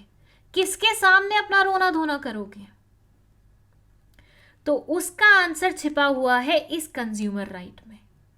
राइट टू सीक रिड्रेसल बोलता है कि जब भी आपके साथ कुछ गलत हो जाता है, सामने वाला जिम्मेदारी लेने से मना कर देता है, तो आपको लॉ द्वारा, गवर्नमेंट द्वारा ये राइट प्रोवाइडेड है कि आप इस पर्टिकुलर एक्ट में उस पर्सन के अगेंस्ट केस फाइल कर सकते हो। और इस एक्ट में अलग से ट्रिब्यूनल्स बने हुए हैं जो उन सारी कंप्लेंट्स को एंटरटेन करते हैं और आपको रिलीफ प्रोवाइड करते हैं। तो अब आप क्या करेंगे? इस शॉपकीपर को आप डायरेक्टली कहाँ लेके जाएंगे? कोर्ट में लेके जाएंगे। गुस्से में उसकी दुकान से आप बोलते हुए निकले कि अब देख लूंगा मैं तुझे कोर्ट में। तो कौन से कोर्ट जाओगे तुम? इस वाले कोर्ट में जाओगे जो कंज्यूमर प्रोटेक्शन एक्ट के अंदर बना हुआ है। ये कोर्ट मेक श्योर करता है कि आपकी कंप्लेंट्स एंटरटेन भी हो and at the same time आपको रिलीफ भी प्रोवाइड किया जाए, आपको जस्टिस भी प्रोवाइड किया जाए। अब माइट भी हो सकता है कुछ स्टूडेंट्स के दिमाग में ये डाउट आए कि ये राइट टू बी हर्ड और राइट टू सीक रिड्रेसल में डिफरेंस क्या है। तो बेटा देखो, राइट टू बी हर्ड बोलता है कि आपकी बात सुनी जाएगी। राइट टू सीक रिड्रेसल बोलता है कि आपकी बात सुनने के बाद अगर कुछ निवारण हम आपको दे सकते हैं, कुछ रिलीफ आपको दे सकते हैं, तो हम आपको वो रिलीफ प्रोवाइड करेंगे। तो यहां सिर्फ आपकी बात सुनी जाएगी, यहां आपको रिलीफ प्रोवाइड किया जाएगा। जैसे कई बार होता है ना कि मम्मी पापा आपके सिबलिंग्स की कंप्लेंट ही नहीं सुनते हैं, तो यहाँ राइट टू बी हर्ड में वो आपको प्रॉमिस कर रहे हैं कि अगली बार तुम कभी भी अपने बड़े भाई या छोटे भाई की कंप्लेंट करोगे हम सुनेंगे। और यहाँ वो आपको प्रॉमिस कर रहे हैं कि हम उसे एक चाटा भी लगाएंगे। ठीक है, चलो अब हम आ जाते हैं हमारे लास्ट राइट पे, जो कि है राइट टू कंज्यूमर एजुकेशन। भाई देखो, हम सब जानते हैं इंडिया की हालत कैसी है। इंडिया में पावर्टी, इंडिया में इलिटरेसी सब है। इंडिया में इतने पुअर लोग हैं कि वो खाना अफोर्ड नहीं कर सकते, तो एजुकेशन तो कहाँ ही अफोर्ड करेंगे। तो बहुत सारे लोगों को ये कंज्यूमर राइट्स जो आप पढ़ रहे हैं ना अपनी 12th क्लास में, वो पढ़ने का मौका नहीं मिलता है, क्योंकि वो 12th क्लास कर ही नहीं पाते। इसलिए ज़रूरी हो जाता है उन लोगों तक ये बात पहुंचाना कि भाई तुम्हारे भी कुछ कंज्यूमर राइट्स बनते हैं। जस्ट बिकॉज तुमने पढ़ा नहीं है, जस्ट बिकॉज तुम इलिटरेट हो, डजंट मीन कि तुम्हें तुम्हारे राइट्स नहीं मिलने चाहिए। तो राइट टू कंज्यूमर एजुकेशन बोलता है कि हर कंज्यूमर का ये राइट बनता है कि उसको एडुकेट किया जाए, उसको बताया जाए कि उसके क्या क्या राइट्स बनते हैं, ताकि ज़रूरत आने पे वो उन्हें इम्प्लीमेंट कर सके। What do you think, government इतना इतना खर्चा करके टीवी पे वो ऐड क्यों चलाता है, जागो ग्राहक जागो? क्यों करता है वो ऐसा? उसको क्या ज़रूरत पड़ी है? क्यों डिफरेंट डिफरेंट इंस्टेंसेस वो वहां पे दिखाते हैं और लास्ट में ये टैगलाइन बोलते हैं, जागो ग्राहक जागो? इसलिए बोला जाता है ताकि जो लोग पढ़े लिखे नहीं हैं, जिन्होंने कंज्यूमर राइट्स के बारे में नहीं पढ़ा है, वो एटलीस्ट टीवी तो देखते होंगे। टीवी देखते होंगे तो वहां से तो वो सुन पाए कि भाई ये भी पर्टिकुलर कोई कॉन्सेप्ट है, ये भी पर्टिकुलर कोई चीज़ है, उन तक भी बात पहुंच पाए, उन तक भी ये मैसेज पहुंच पाए कि भाई तुम्हारे कुछ राइट्स बनते हैं, आओ उन्हें अवेल करो। सो कंज्यूमर राइट में ये बोलते हैं, the consumer has a right to acquire knowledge and to be well informed consumer throughout life. और इसके लिए गवर्नमेंट स्टेप्स भी लेता है। गवर्नमेंट एट टाइम्स बहुत सारी स्कीम्स चलाता है सिर्फ और सिर्फ कंज्यूमर्स को जागरूक करने के लिए। और गवर्नमेंट तो करता ही करता है, लेकिन बहुत सारे consumer organisations, consumer societies, NGOs ये भी इस काम में लग गए हैं। ये भी बहुत सारे लोगों को अवेयर बनाते हैं कि जानो, तुम अपने राइट्स के बारे में जानो। भाई देखो, जब तक किसी इंसान को उसके राइट्स के बारे में पता ही नहीं होगा, वो उन्हें इम्प्लीमेंट कैसे कर पाएगा? सिंपल सी बात। तो इस राइट के चलते हुए हम उन्हें अवेयर बनाते हैं, हम उन्हें बताते हैं कि ये तुम्हारे राइट्स हैं, ताकि ज़रूरत पड़ने पर वो उन्हें इम्प्लीमेंट कर लें। देखिए, जहाँ रात है वहाँ दिन भी है, जहाँ फंडामेंटल राइट्स हैं वहाँ फंडामेंटल ड्यूटीज़ भी हैं। बिल्कुल वैसे ही जहाँ कंज्यूमर के राइट्स हैं वहाँ उसकी कुछ रिस्पॉन्सिबिलिटीज़ भी तो बनती हैं ना। तो अब हम पढ़ने वाले हैं कंज्यूमर्स की उन्हीं रिस्पॉन्सिबिलिटीज़ के बारे में। चलिए शुरू करते हैं। यहाँ देखिए, आप सारी की सारी रिस्पॉन्सिबिलिटीज़ मेंशन हैं। इन सबको हमें पढ़ना है वन बाय वन, और एग्जाम्पल की मदद से हम पढ़ने वाले हैं। ठीक है, चलिए फिर शुरू करते हैं। इमेजिन करो ये हो तुम, ठीक है, और तुम्हें खरीदनी है वॉशिंग मशीन, और तुम आते हो मिडिल क्लास फैमिली से। वॉशिंग मशीन पे तुम्हें पता है 30 से 40 हज़ार का खर्चा हो ही जाएगा, और मिडिल क्लास वालों के लिए खर्चा काफ़ी हो ही जाता है वैसे, है ना। अब तुम वॉशिंग मशीन जब खरीदने जाओगे तो तुम क्या करोगे? क्या तुम पहली जो शॉप पे गए हो और वहां पे जो पहली वॉशिंग मशीन तुमने देखी है वही खरीद के घर वापस आ जाओगे क्या? बताओ, कभी खरीदी है वॉशिंग मशीन, रेफ्रिजरेटर या फिर माइक्रोवेव, कुछ भी ऐसा? क्या करते हो? शोरूम पे जाके पहला पीस जो दिखाते हैं वो लोग वही खरीद के घर आ जाते हो? ऑब्वियसली नहीं ना। 4 दुकानें घूमते हो, प्राइजेस कंफर्म करते हो, डिस्काउंट के बारे में पूछते हो, देखते हो कि चल क्या चीज रही है आजकल। ये सब तामझाम तुम क्यों करते हो? ताकि तुम जो बेस्ट अवेलेबल चीज है वही खरीदो। तुम कोई भी आलतू फालतू या पुरानी चीज खरीद के ना आओ। यही करते हो ना तुम। बस वही करना है तुम्हें अपनी फर्स्ट कंज्यूमर रिस्पॉन्सिबिलिटी में भी। ये बोलते हैं कि जब भी कोई इंसान गुड्स या सर्विस खरीदने जाता है, हमेशा उसे मेक श्योर करना चाहिए कि वो पूरे मार्केट को अच्छे से एक्सप्लोर कर चुका है, जितने भी ऑप्शंस अवेलेबल हैं सब देख चुका है, अवेयर है कि आजकल चल क्या रहा है, और उसके बाद जाके कोई एक पर्टिकुलर चीज खरीदे वो। इसी इंसान को वाइज कंज्यूमर बोला जाता है, क्योंकि इस इंसान ने अपनी तरफ से जितना हो सकता था खरीदने से पहले उतना एफर्ट लगाया है। सो यही है आपकी फर्स्ट कंज्यूमर रिस्पॉन्सिबिलिटी भी। चलिए let's move to the second one. देखो, हमेशा बोला जाता है कि जब भी कोई आइटम तुम खरीद रहे हो, मेक श्योर करो तुम अच्छी क्वालिटी का ही प्रोडक्ट खरीद रहे हो, ताकि कल तुम्हें उससे कोई भी हार्म नहीं हो, तुम उससे हर्ट नहीं हो। अब यहां पे क्वेश्चन उठता है कि मेक श्योर करें तो करें कैसे कि ये प्रोडक्ट अच्छी क्वालिटी का है? कैसे पता लगाएं कोई चीज अच्छी कंसिडर की जा सकती है या नहीं की जा सकती है? तो उसका सिंपल सा तरीका ये है कि गवर्नमेंट ने आप लोगों के लिए चीजें बहुत ज्यादा इजी बना दी हैं। उन्होंने दे दिए हैं कुछ मार्क्स, और आपको बस इतना करना होता है कि जो भी चीज तुम खरीद रहे हो उसके ऊपर ऐसे मार्क्स देख लो, क्या बने हुए हैं कि नहीं बने हुए हैं। अगर बने हुए हैं तो मतलब क्वालिटी क्या है, अच्छी है। नहीं बने हुए हैं मतलब क्वालिटी उतनी खास नहीं है। सो गवर्नमेंट ने तुम्हारा काम आसान करते हुए ये कुछ मार्क्स बना दिए हैं जो तुम्हें प्रोडक्ट पे देखने होते हैं, और वहां से समझना होता है कि ये पर्टिकुलर आइटम क्वालिटी वाइज कैसी है। For example ISI mark. जब भी आप कोई इलेक्ट्रिकल आइटम खरीदते हैं तो आपने देखा होगा यूजुअली उस पर ISI मार्क बना होता है। उसका मतलब क्या है? उसका मतलब ये है कि ये पर्टिकुलर प्रोडक्ट ह्यूमन कंजम्पशन के लिए या फिर ह्यूमन यूजेज के लिए सही है, इससे ह्यूमंस का नुकसान नहीं होगा। बिल्कुल ऐसे ही और बहुत सारे मार्क्स होते हैं, लाइक FPO मार्क होता है, एग मार्क होता है, हॉल मार्क होता है। मतलब अलग अलग चीजों के लिए अलग अलग मार्क्स बने हुए हैं जिनके बारे में हम आगे पढ़ेंगे। ठीक है, सो ये था आपका सेकंड, कंज्यूमर रिस्पॉन्सिबिलिटी, कि कोई भी चीज खरीद रहे हो हमेशा चेक करो मार्क्स उस पर बने हैं कि नहीं बने हैं। थर्ड है हमारा, learn about the risk associated. अब ये क्या बोलता है? इमेजिन करो दिवाली का टाइम है और तुम कुछ लाइट्स खरीद के लाए हो। जैसे ही तुम खरीद के लाए, घर पे आते ही तुमने उसे सजाना शुरू कर दिया और स्विच ऑन करके देखना चाहा कि लाइट जल कैसे रही है। पता लगा तुम्हें उस लाइट से लग गया शॉक, और वो लाइट भी हो गई साथ में खराब।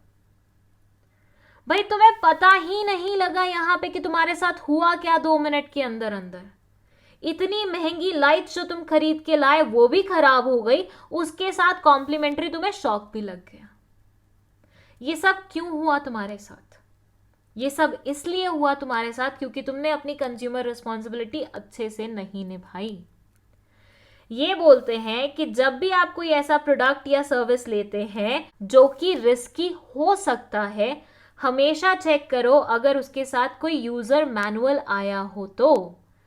अगर आया है तो पहले इसे पढ़ो अच्छे से, समझो कि किस बटन को दबाने से क्या हो सकता है, किस बटन को दबाने से क्या होगा।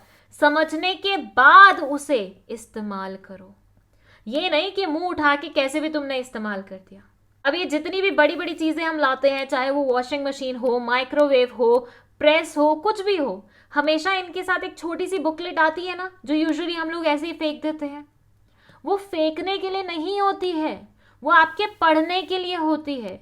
खुद सोचिए ना, मैन्युफैक्चरर क्यों अपना प्रिंटिंग का अलग खर्चा करेगा, पेपर का अलग खर्चा करेगा, आप लोगों को वो बुकलेट बना के देगा?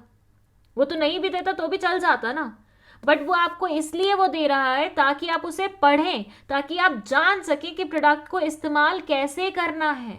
और वो अगर आप नहीं पढ़ते हो, नहीं जानते हो उसके बारे में, तो आप अपनी कंज्यूमर रिस्पॉन्सिबिलिटी से चूक रहे हो। इसलिए हमेशा किसी भी प्रोडक्ट को अच्छे से इस्तेमाल करने के लिए ज़रूरी है उसके ऊपर लिखी हुई इंस्ट्रक्शंस को अच्छे से पढ़ लेना। जैसे कुछ फूड आइटम्स के ऊपर भी लिखा होता है not good for these people, जिनको ऐसे चीज़ों से एलर्जी है, तो अब उन लोगों को वो पढ़ लेना चाहिए ताकि वो चीज़ को कंज्यूम ना करे, ताकि उनको एलर्जी ना हो। सिंपल सी बात। चलिए इसी बात पे चलते हैं हमारी नेक्स्ट रिस्पॉन्सिबिलिटी पे, जो कि बोलती है कि मैन्युफैक्चरर जो ये लेबल्स बना के इतना डिटेल्ड वे में आपको इंफॉर्मेशन प्रोवाइड करता है, ये सिर्फ आपको मस्ती मजाक के लिए नहीं कर रहा है वो प्रोवाइड, ये आपको पढ़नी होती हैं, ये सारी चीजें आपको जाननी होती हैं प्रोडक्ट के बारे में। हमेशा खरीदने से पहले कोई भी आइटम, कोई भी प्रोडक्ट चेक करें कि उसके लेबल पे क्या लिखा हुआ है। Product description, expiry date, MRP कितनी है, ये सारी इंफॉर्मेशन आपको पढ़नी चाहिए। जो अक्सर हम लोग नहीं पढ़ते हैं। हम किसी भी शॉप पे जाते हैं, उनसे वेफर्स मांगते हैं, कोल्ड ड्रिंक मांगते हैं, वो देते हैं, हम खरीद के आ जाते हैं उनको पैसे पे करके और डायरेक्टली उसे कंज्यूम करने लग जाते हैं। सच्ची सच्ची बताना कमेंट सेक्शन में कितने लोग हैं आप लोगों में से जो वाकई में ये एमआरपी या फिर ये सारी चीजें चेक करते हैं लेबल पे। सच्ची सच्ची बताना, झूठ मत बोलना। आई वॉन्ट टू नो कि कितने लोग एक्चुअली अपनी कंज्यूमर रिस्पॉन्सिबिलिटी को निभा रहे हैं। आई एम प्रीटी श्योर बहुत सारे ऐसे लोग होंगे जो ये काम नहीं करते हैं। मैं भी नहीं करती थी पहले, बट देन आई रियलाइज कि नहीं, बाद में आप किसी को कुछ भी बोलने लायक नहीं रहते हैं अगर कोई प्रोडक्ट खराब निकल जाता है तो। इसलिए पहले अपनी रिस्पॉन्सिबिलिटी अच्छे से निभाओ, तभी तुम जाके अपने कंज्यूमर राइट्स को अच्छे से इंप्लीमेंट करा सकते हो। सो जितनी भी इंफॉर्मेशन लिखी हुई है लेबल पे उन्हें अच्छे से पढ़िए, उसके बाद ही प्रोडक्ट खरीदिए। नेक्स्ट है, हमेशा असर्ट करो अपने आप को कि तुम्हें फेयर डील मिल रही है। कभी भी किसी अनफेयर डील का पार्ट मत बनो अपनी तरफ से।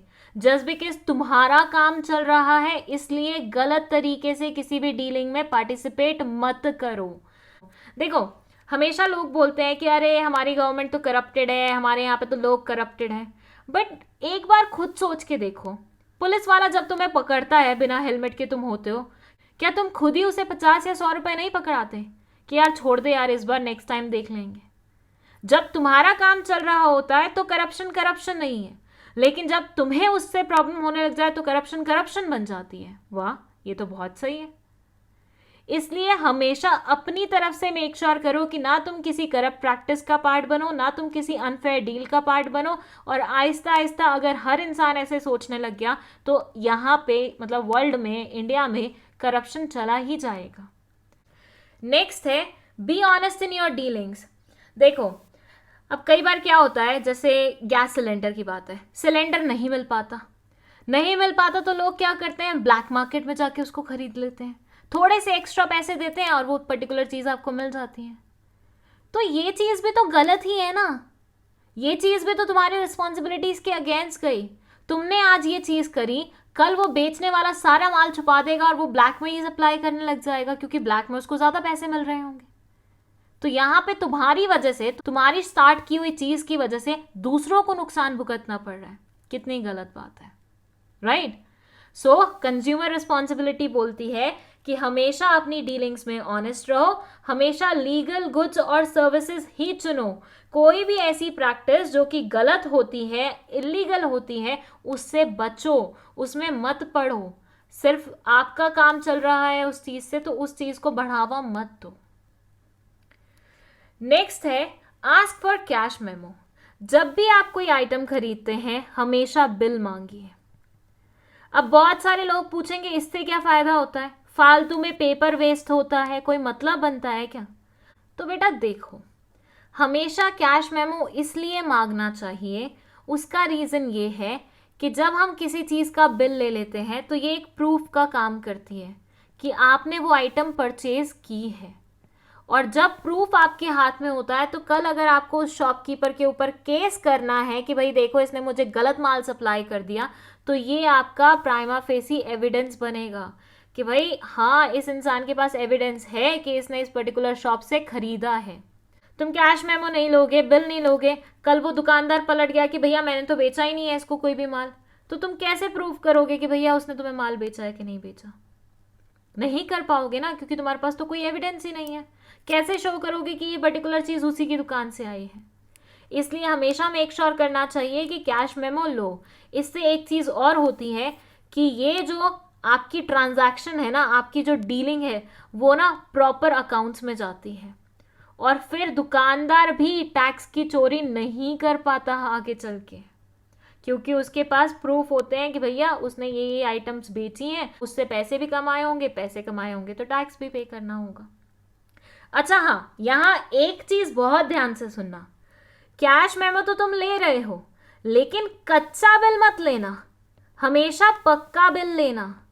बहुत बार वो जागो ग्राहक जागो वाली जो एड्स आती हैं उसमें भी ये दिखाया जाता है कि हमेशा आस्क फॉर अ पक्का बिल।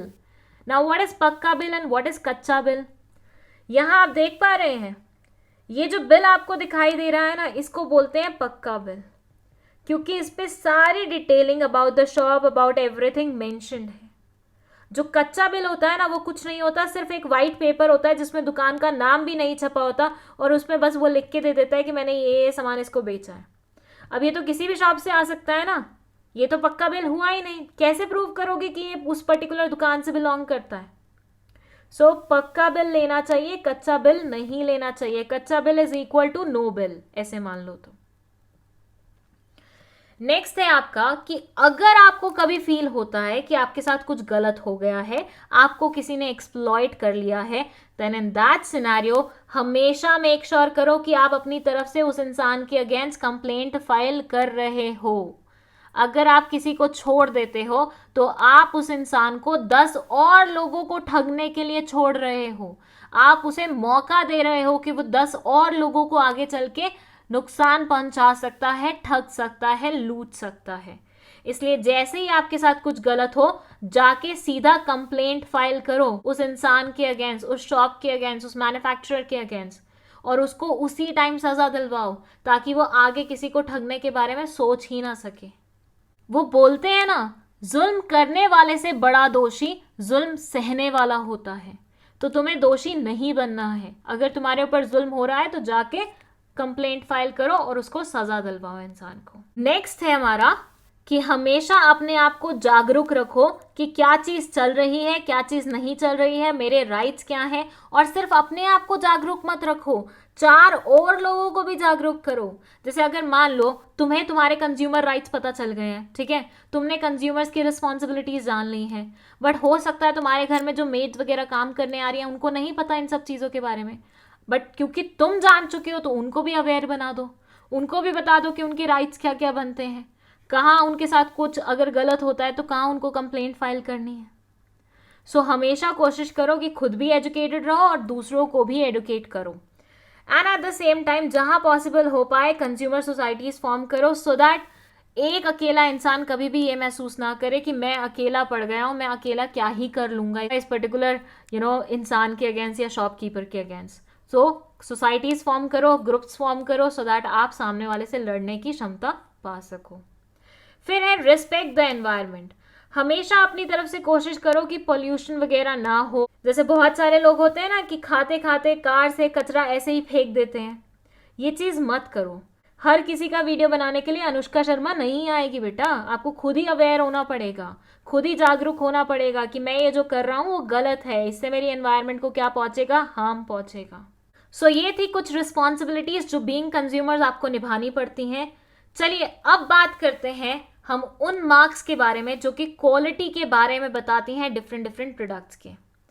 ISI मार्क को हम ऑलरेडी डिस्कस कर चुके हैं।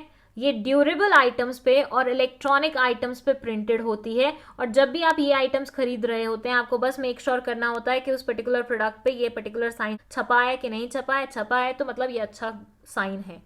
हेलमेट्स वगैरह भी खरीदते हो तुम तो ये साइन मिलता है तुम्हें।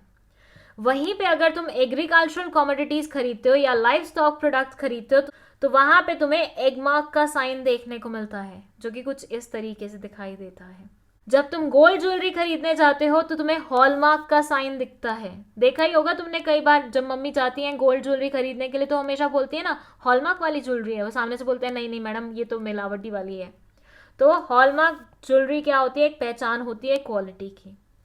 जब आप प्योर वूल के प्रोडक्ट्स खरीदते हो तो उस पर वूल मार्क का साइन बना होता है, और जब आप एनवायरनमेंट फ्रेंडली प्रोडक्ट्स खरीदते हो तो उसमें इको मार्क का साइन बना होता है, मार्क बना होता है।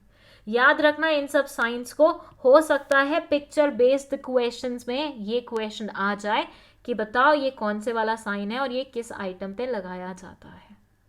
चलिए अब बात करते हैं कि और कौन कौन से तरीके हैं कंज्यूमर्स को प्रोटेक्ट करने के। मतलब गवर्नमेंट तो अपनी तरफ से जो करना है कर रही है, लेकिन उसके अलावा क्या क्या और चीजें हो सकती हैं जिससे कंज्यूमर को प्रोटेक्ट किया जा सकता है। चलिए देख लेते हैं। यहां आप देख सकते हैं तरीके कंज्यूमर को प्रोटेक्ट करने के, कैसे किया जा सकता है। फर्स्ट है self regulation by business, second है बिजनेस एसोसिएशंस, फिर है consumer awareness, then consumer organisations and last है गवर्नमेंट। एक एक करके हर तरीके को हम डिटेल में पढ़ते हैं। शुरुआत करेंगे हम सेल्फ रेगुलेशन बाय बिजनेस से। अच्छा one sec, before starting this video I just want to know, आप में से कितने लोग हैं जो बीइंग कंज्यूमर्स कभी ना कभी लुट चुके हैं, मतलब किसी ना किसी शॉपकीपर ने आपके साथ कुछ गलत किया था, ठीक है? सबसे पहले तो मुझे ये बताइए, ठीक है? और अगर लुट चुके हैं तो आपने उसके अगेंस्ट क्या किया वो बताइए। तो basically what I want to know कि आप में से कितने लोग ऑलरेडी एक्सप्लॉइट हो चुके हैं किसी ना किसी शॉपकीपर द्वारा, और उससे बचने के लिए या उसके रेमेडी पाने के लिए आपने क्या स्टेप्स लिए थे, ये मैं जानना चाहती हूँ। Let me know in the comment section. And इसी के साथ शुरू करते हैं ये वीडियो। सबसे पहला तरीका कंज्यूमर प्रोटेक्शन का ऐसे हो सकता है कि बिजनेसमैन को खुद ही रियलाइज हो जाए कि उसका भला भी कंज्यूमर की प्रोटेक्शन में ही है। अगर ये कंज्यूमर को एक्सप्लॉइट करेगा तो वो कहीं ना कहीं इसको भी नुकसान देगा लॉन्ग टर्म में। इस बिजनेसमैन को अगर रियलाइज हो जाए, आत्मज्ञान हो जाए कि अगर मुझे इस सोसाइटी में लंबे समय तक बिजनेस करना है तो बहुत ज्यादा जरूरी है कंज्यूमर को खुश रखना, तो कंज्यूमर प्रोटेक्शन आराम से इंप्लीमेंट की जा सकती है। देखिए, एक एग्जाम्पल दूंगी इस कॉन्सेप्ट को समझाने के लिए।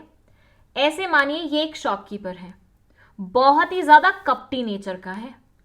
इसको सिर्फ और सिर्फ पैसे कमाने से मतलब है, क्वालिटी कैसी है, कंज्यूमर का प्रोटेक्शन सब जाए भाड़ में, कंज्यूमर को एक्सप्लॉइट करो, जो मर्जी करो, बस पैसा बनना चाहिए। ये इसकी लाइफ का गोल था, ये इसकी लाइफ का पर्पस था। इसने क्या किया, इसने बनाई अपनी एक शॉप। वहां इसने बहुत ही बेकार क्वालिटी का सामान बहुत ही ज्यादा प्रॉफिट मार्जिन ऐड करते हुए बेचना शुरू कर दिया। भाई देखो, कितना भी डम कंज्यूमर क्यों ना हो, एक दिन उसे यह रियलाइज जरूर हो जाता है कि जो प्रोडक्ट वो खरीद के लाया है उसकी क्वालिटी बेकार है। जब कंज्यूमर्स को ऐसा रियलाइज होना शुरू हो गया कि इस दुकान पे तो हमेशा गंदी क्वालिटी का ही प्रोडक्ट मिलता है, ऊपर से प्रॉफिट मार्जिन भी इतना ऐड कर करके बताते हैं दूसरे दुकानों की कंपैरिजन में, तो ऐसे सोचिए क्या वो दोबारा इस दुकान पे कभी आना पसंद करेगा? आंसर है कभी नहीं। और खुद तो आएगा ही नहीं, चार लोगों को और बुराइयां करके यहां पे आने नहीं देगा। मतलब ही विल मेक श्योर कि अगर इसका नुकसान हुआ है तो चार लोगों को ये उस नुकसान से बचा ले और कहीं ना कहीं इस दुकानदार के पास ना जाने दे।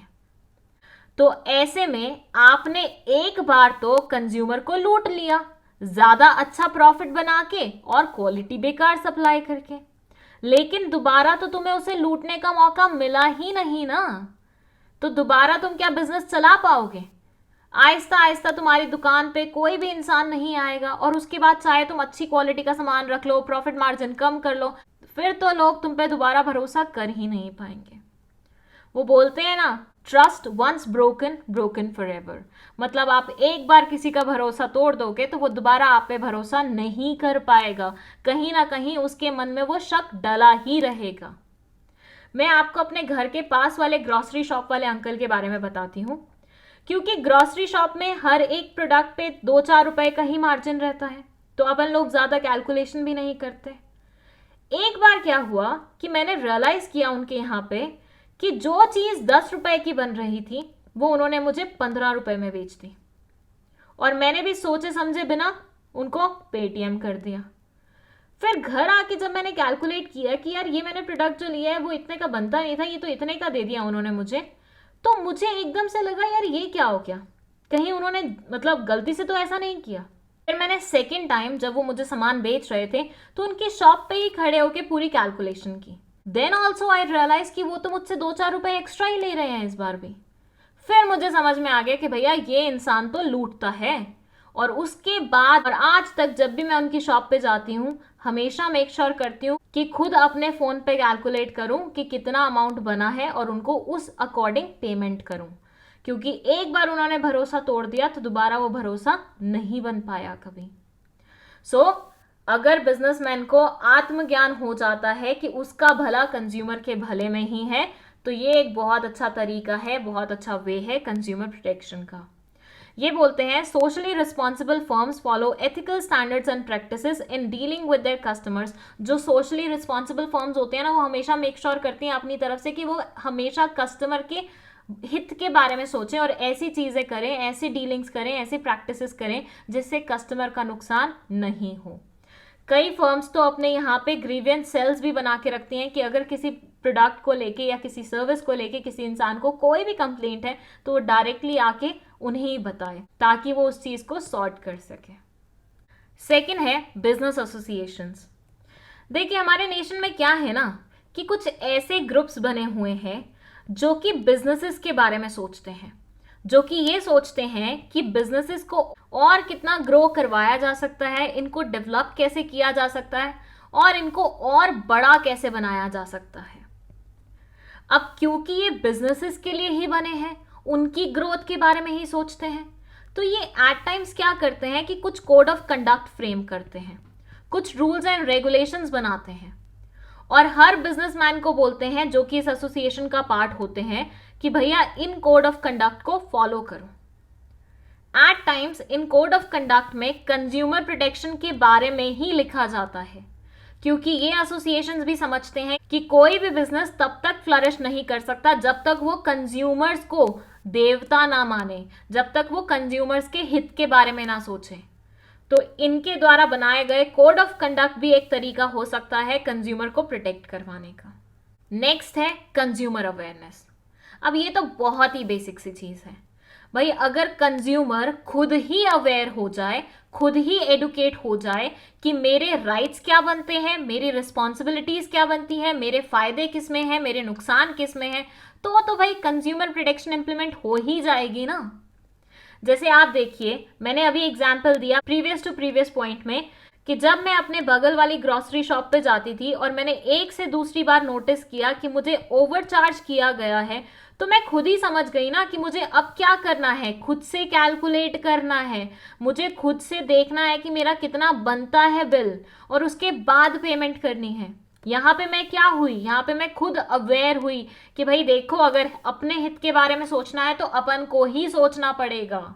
जैसे बोलते हैं ना कि आपको कोई भी चेंज लाना है तो सबसे पहले शुरुआत आपको अपने आप से ही करनी पड़ेगी, बिल्कुल वही है यहाँ पे। अगर आप चाहते हैं कि कंज्यूमर प्रोटेक्शन पूरी सोसाइटी में आए तो उसके लिए ज़रूरी है कि आप अपने आप को पहले तो अवेयर बनाएं और एक बार आप खुद अवेयर बन गए तो आप अपने आसपास वालों को अवेयर बनाएं। अब देखिए, जैसे मैं क्या कर सकती हूँ कि मुझे पता चल गया है कि वो ग्रोसरी शॉप वाला ऐसी हरकत करता है, तो जो भी मेरे जान पहचान वाले वहां जाते हैं मैं उनको बताऊं, मैं उनसे बोलूं कि भैया देखो मेरे साथ ऐसा एक दो बार हो चुका है, तो आप लोग भी थोड़ा सा खुद से कैलकुलेट कर लिया कीजिए आपका कितना बिल बनता है और उसके बाद ही पेमेंट किया कीजिए।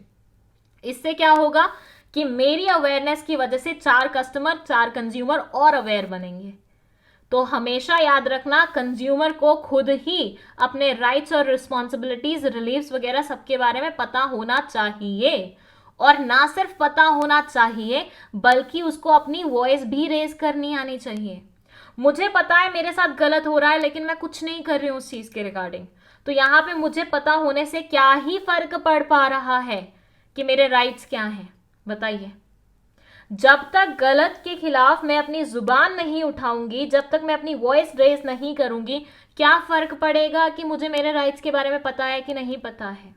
इसलिए हमेशा मेक श्योर करिए कि ना सिर्फ खुद आप अवेयर हो रहे हैं बीइंग कंज्यूमर्स, बल्कि आप अपने आस पड़ोस वालों को भी अवेयर कर रहे हैं।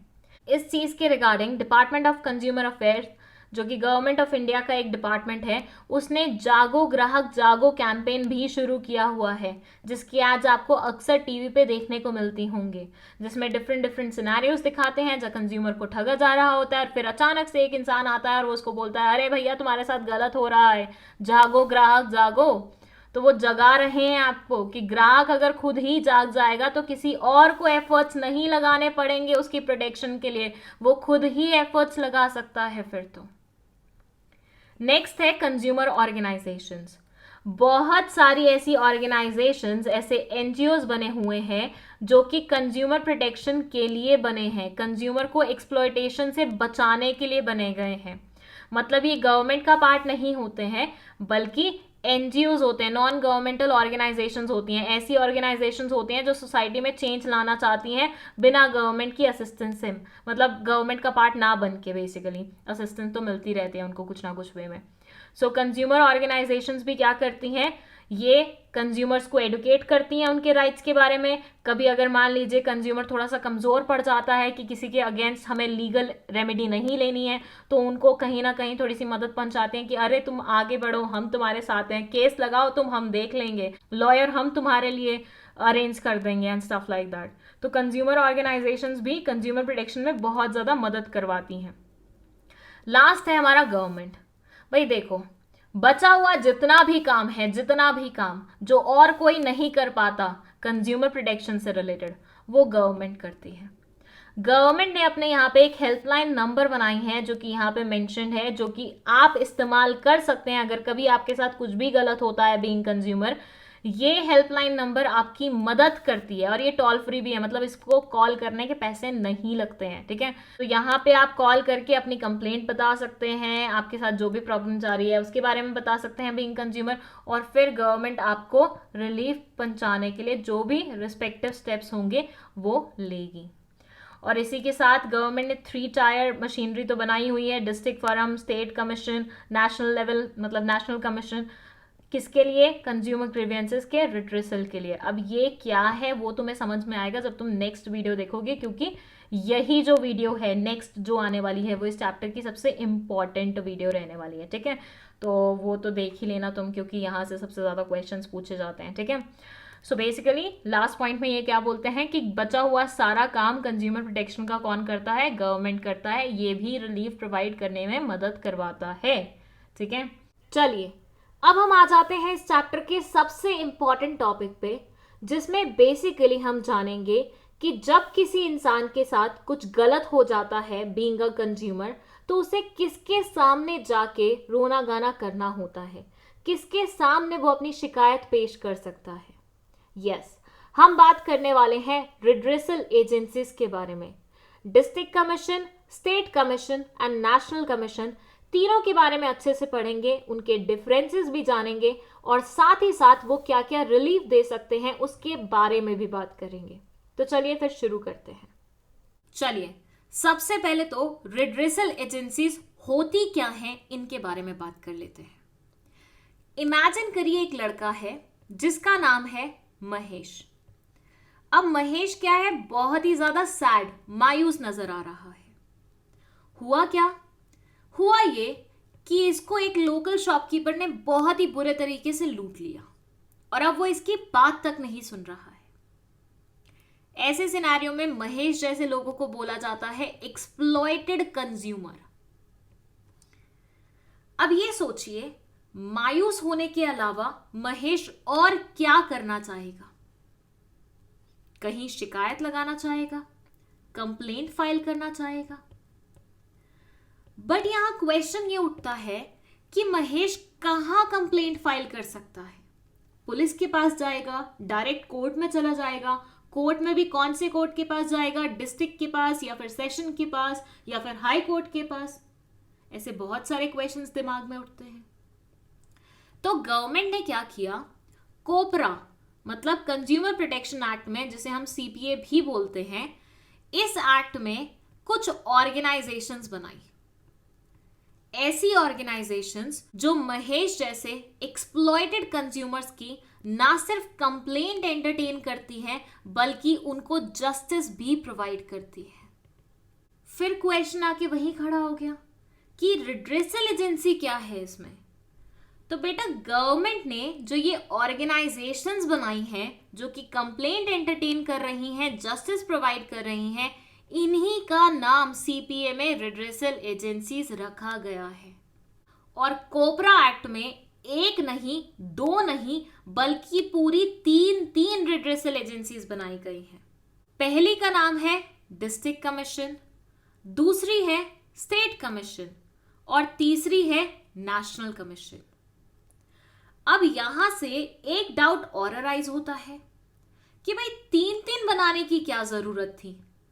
और ऐसे मानिए कि महेश जैसा इंसान जो कि ऑलरेडी बहुत ज्यादा मायूस है, डीमोटिवेटेड है, हारा हुआ, थका हुआ महसूस कर रहा है, वो एग्जैक्टली जाएगा कौन सी तरफ? मतलब बेचारे को यहां पे भी इंकी पिंकी पोंकी करना पड़ेगा कि किसमें जाऊं, इसमें जाऊं, उसमें जाऊं। तो आंसर है नहीं।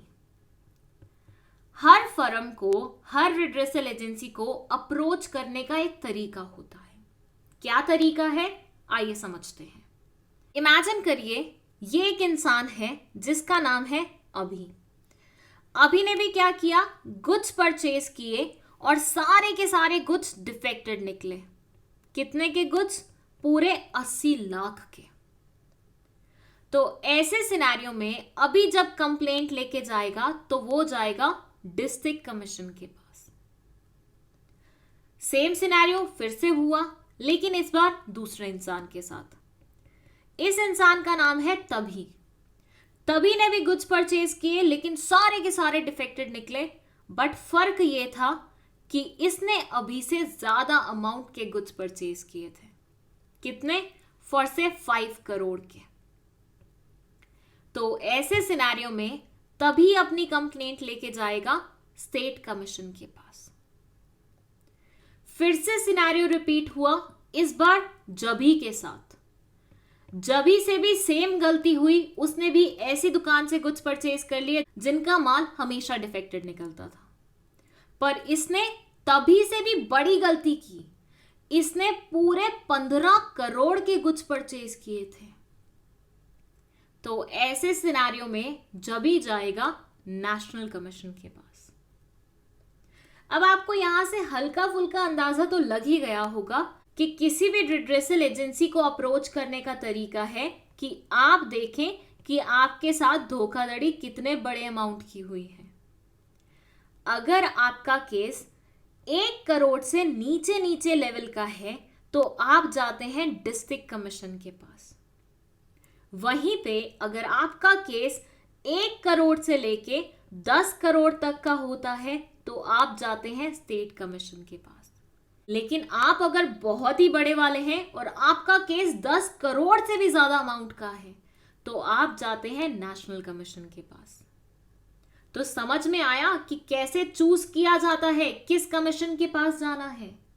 आपके केस की वैल्यू के ऊपर डिपेंडेंट होता है कि मुझे कौन से वाले रिड्रेसल एजेंसी को अप्रोच करना है। केस 1 करोड़ से नीचे का हुआ तो डिस्ट्रिक्ट कमीशन को, 1 करोड़ से 10 करोड़ का हुआ तो स्टेट कमीशन को, और नेशनल कमीशन को अगर केस 10 करोड़ से ज्यादा अमाउंट का होता है तो। चलिए सबसे पहले बात करते हैं डिस्ट्रिक्ट कमीशन के बारे में। जैसे कि नाम से ही समझ में आ रहा है, डिस्ट्रिक्ट कमीशन मतलब ये हर एक डिस्ट्रिक्ट में पाया जाता होगा। कई बार तो ऐसा होता है अगर किसी डिस्ट्रिक्ट के केसेस ज्यादा होते हैं तो एक से ज्यादा भी क्रिएट कर दिए जाते हैं डिस्ट्रिक्ट कमीशंस। तो केसेस के ऊपर डिपेंडेंट होता है कि उस पर्टिकुलर डिस्ट्रिक्ट से कितने केसेस आ रहे हैं। ये कंज्यूमर्स के सबसे करीब पाए जाते हैं। फॉर एग्जाम्पल, आप भोपाल में रहते हैं और आपके साथ कोई केस हुआ है तो आपको भोपाल के डिस्ट्रिक्ट कमीशन के पास ही जाना है, इधर उधर कहीं नहीं घूमना है।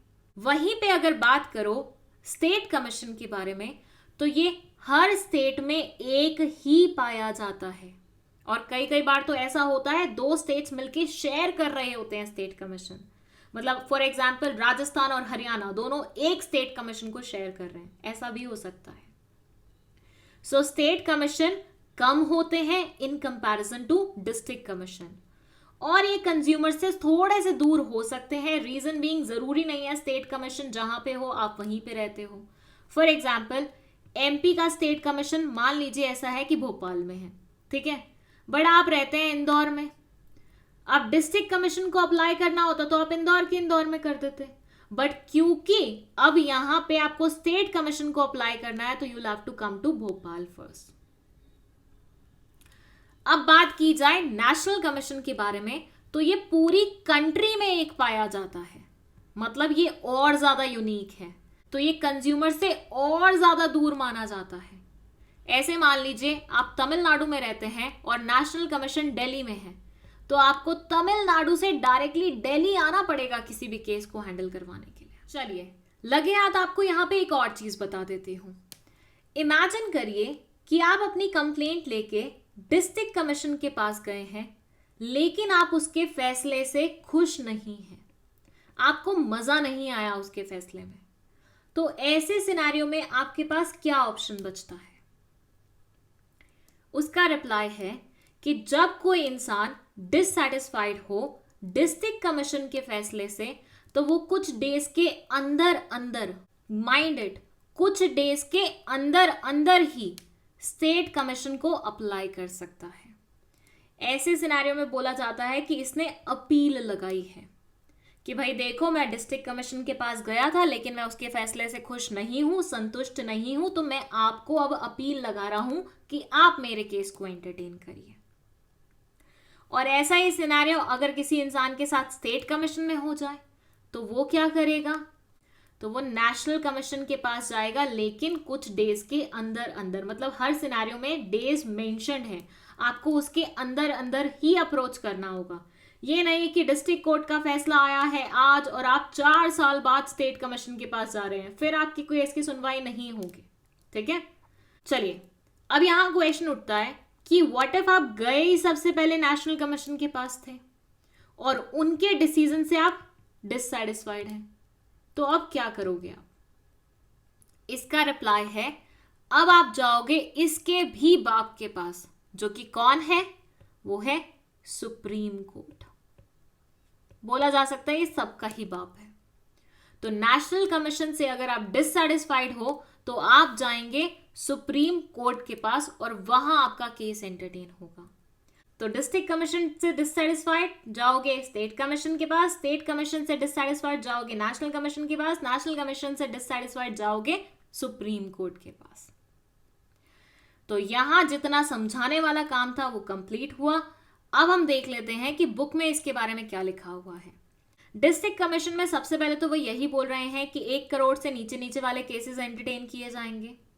दूसरी चीज ये बोल रहे हैं कि जब कोई इंसान कोई केस लेके आता है और फर्स्ट इंप्रेशन पे लगता है कि भैया सेटलमेंट की पॉसिबिलिटी है, मतलब जिसने लूटा है और जो लुटा है दोनों ही इंसान सेटलमेंट कर सकते हैं, ऐसे नतीजे पे पहुंच सकते हैं जिसमें दोनों का ही फायदा हो जाएगा, विन विन सिचुएशन हो जाएगी दोनों के लिए ही, और कोर्ट की इंटरफेरेंस उतनी ज्यादा रिक्वायर्ड नहीं होगी, तो पहले सेटलमेंट करवाया जाता है।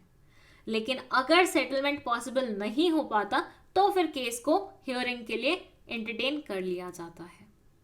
अगर मान लीजिए केस कुछ ऐसे नेचर का है जिसमें गुड्स की टेस्टिंग रिक्वायर्ड है, फॉर से किसी ने बोला है कि जो फूड ये सप्लाई कर रहे हैं वो अच्छी क्वालिटी का नहीं है, जो ड्रिंक ये बना रहे हैं उसमें कीड़े मकोड़े होते हैं या कुछ भी ऐसा, तो ऐसे गुड्स की टेस्टिंग होती है लैब्स में, और फिर लैब्स के जब रिजल्ट्स आते हैं ना, जब रिपोर्ट्स आती है ना, उसके बेसिस पे कोर्ट डिसाइड करता है कि आगे क्या करना है। अगर कोई भी पार्टी डिससैटिस्फाइड होती है डिस्ट्रिक्ट कमीशन के फैसले से, तो वो 45 डेज के अंदर अंदर स्टेट कमीशन को अप्लाई कर सकती है, अपील कर सकती है, बोल सकती है कि हमारा केस एंटरटेन करो, हम खुश नहीं हैं। वहीं पे स्टेट कमीशन के बारे में बोला जाता है कि ये स्टेट कैपिटल में पाई जाती है यूजुअली, मतलब जैसे अगर मान लीजिए एमपी की बात करें तो भोपाल में पाई जाएगी। ठीक है, ये केसेस एंटरटेन करती है जो कि 1 करोड़ से 10 करोड़ तक के होते हैं। और अगर कोई इंसान सेटिस्फाइड नहीं है इनके फैसले से तो वो नेशनल कमीशन के पास जा सकता है 30 दिन के अंदर अंदर। Mind you guys, national commission के पास जाना 30 दिन के अंदर अंदर करना पड़ेगा, वेयरएज यहाँ पे स्टेट कमीशन के पास जाना 45 डेज के अंदर कर सकते थे।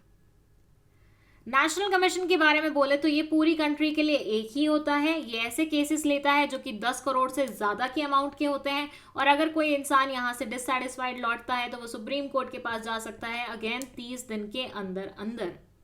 ठीक है, चलिए अब कुछ इनके डिफरेंसेस हैं उनके बारे में बात कर लेते हैं। सबसे पहले कॉम्पोजिशन। डिस्ट्रिक्ट के केस में ये बोलते हैं कि एक प्रेसिडेंट रहता है और साथ में 2 मेंबर्स रहते हैं।